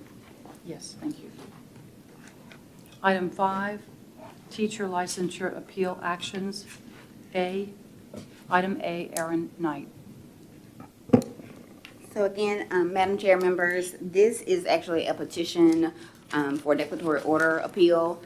This is a situation where the petitioner questioned the board's authority to promulgate its license discipline rule and procedure for taking license action by the board. This matter was heard by an administrative law judge, and that judge found that the board was in its authority to promulgate its license discipline rule, and all other issues were without merit. Both parties have submitted briefs to you for review. You also have the entire technical record for review as well. We're not doing oral arguments on this issue, so outside of procedural questions that you may have, I won't be able to argue points of law or anything like that, but I can answer procedural questions as to how we got here if there's any clarity that needs to be had there. You're tasked with, after reviewing the technical record and the briefs from both parties, you are tasked under law to make one of 3 choices under the law. You can adopt the order from the ALJ, the administrative law judge, in whole or in part as the final order. You can enter a new final order with findings of facts and conclusions of law, or you can remand the matter back to the administrative judge with specific instructions for further proceedings. So that is what you are tasked with today after reading. And if you have any questions, I'll take those at this time about the procedure. Thank you. Ms. Tucker? I don't have any questions. I can make a motion or we can talk about it, but my motion is going to be that we adopt in whole Judge Cameron's initial order as the final order. We need a second before. We have a motion. We have it by Wendy Tucker. We have a second by Mr. Eby. Let's move into discussion. And just, Yes. I think Ms. Kendrick said it very well, but this was basically the argument was, or the issue was whether we had the power to do all the stuff we just did on this case. So this has not reached the merits of the case. This is only a legal argument about whether they can reach the merits of her case, correct? Exactly. Right. So, I mean, with that, I happen to think we do have the power, and so I think the judge ruled correctly, and I would adopt the judge's order. Thank you. Mr. Eby? Yes, I agree with Ms. Tucker. And actually, I take exception to the brief presented by the appeal where they said that this board had no experience in licensure discipline. And my first thing is that, well, I was on the board for 16 years and married to a wife teacher for 30 years. But then I got to thinking what we do here every quarter. I mean, I think we have extensive experience. And so I just wanted to go on record that I disagree with that. But I do agree that that's much reason I second the motion. Plus, we have a staff that does their due diligence and does a comprehensive review of all of the evidence, gathering all the data from all the right parties so that we can make an informed decision. So I just wanted to add that to the discussion. Any other comments from any other board member? Okay, so we have a motion and a second. It's a roll call. Mr. Cobbins. Mr. Darnell. Aye. Mr. Eby. Aye. Mr. Edwards. Mr. Ferguson. Aye. Ms. Kim. Ms. Tucker. Ms. Hartgrove. Aye. Madam Chairman, the ayes have it. The ayes have it, and the motion is approved. So before we adjourn, there's a couple of things we need to talk about. And first and foremost, we want to recognize one of our board members who's going to be celebrating her birthday tomorrow. She thinks that she only gets grief from the chair. But no, we deeply respect you, and we're going to sing happy birthday. So somebody else is going to lead the singing because I cannot. I thought about that too. So do we want to sing happy birthday? Okay, we'll sing. Happy birthday to you. Happy birthday, dear Wendy. Happy birthday to you. Happy birthday, and we will not ask you how old you are because people were grilling me last night for my age, and we are not talking about age, it's just a number. As old as you feel, so I'm 97. I also want to ask one of our staff members to stand if she's still in the room, Mrs. Vicki Danny, who is celebrating 40 years with the state, working for government. And Vicki, I couldn't remember exactly how many of those were with State Board. It's 20-something. I think 29. 29 years with the State Board. That is some serious service. We're so grateful for you. Thank you for your service. We are meeting, our next meeting is actually July the 26th. And it's not important for me to say this, but I'm going to say it anyway. I'm going to miss my first board meeting because of, yes, family vacation was just unavoidable. And it gives Mr. Eby an opportunity to use his skills. Or he's going to get some briefing on how to use the skills. But I think with his experience on the Oak Ridge Board, you will be in great hands. I'm sorry to miss the joint session with the Tennessee Higher Education Commission, which is the day before on July the 25th, but I hear it's going to be a great meeting, and I'm just disappointed to be missing it. I'm going to ask Sarah if she has any comments she wants to make, and then I'll ask for any closing remarks from the other board members. No, you covered all the things I was hoping to cover. We are excited about the July meeting. Amy on our team and others have been working closely with THEC to ensure a really strong program. We're going to be meeting at the Nissan plant and doing some touring at both their plant and at the TCAT that's located there, and thinking a lot about sort of the workforce alignment and the needs in that region in terms of what K-12 students need to know and be able to do when they graduate. So that should be great. We'll miss you, Madam Chair, but we'll be in good hands, as you said, with your colleague to the right. So nothing else from me. Are there any closing remarks or comments from the board members? Yes, Mr. Eby? I'd just like to make one and thank TBR. This was a great location, and Yes. we can do it again sometime. It's easy to get to, and Yep. This is a great location, you're right. Yes, Ms. Tucker? He's not here, but I just want to wish my now former superintendent in Williamson County well in Fulton County, Georgia. Mike Looney left us, and Jason Golden is currently interim, maybe our superintendent, but he'll do great, but we will miss Dr. Looney's voice, I think. Absolutely. He served this state well and his county exceedingly well. So thank you very much for that. Anyone else? Without objection, we are officially adjourned. Thank you all very much. Have a great weekend.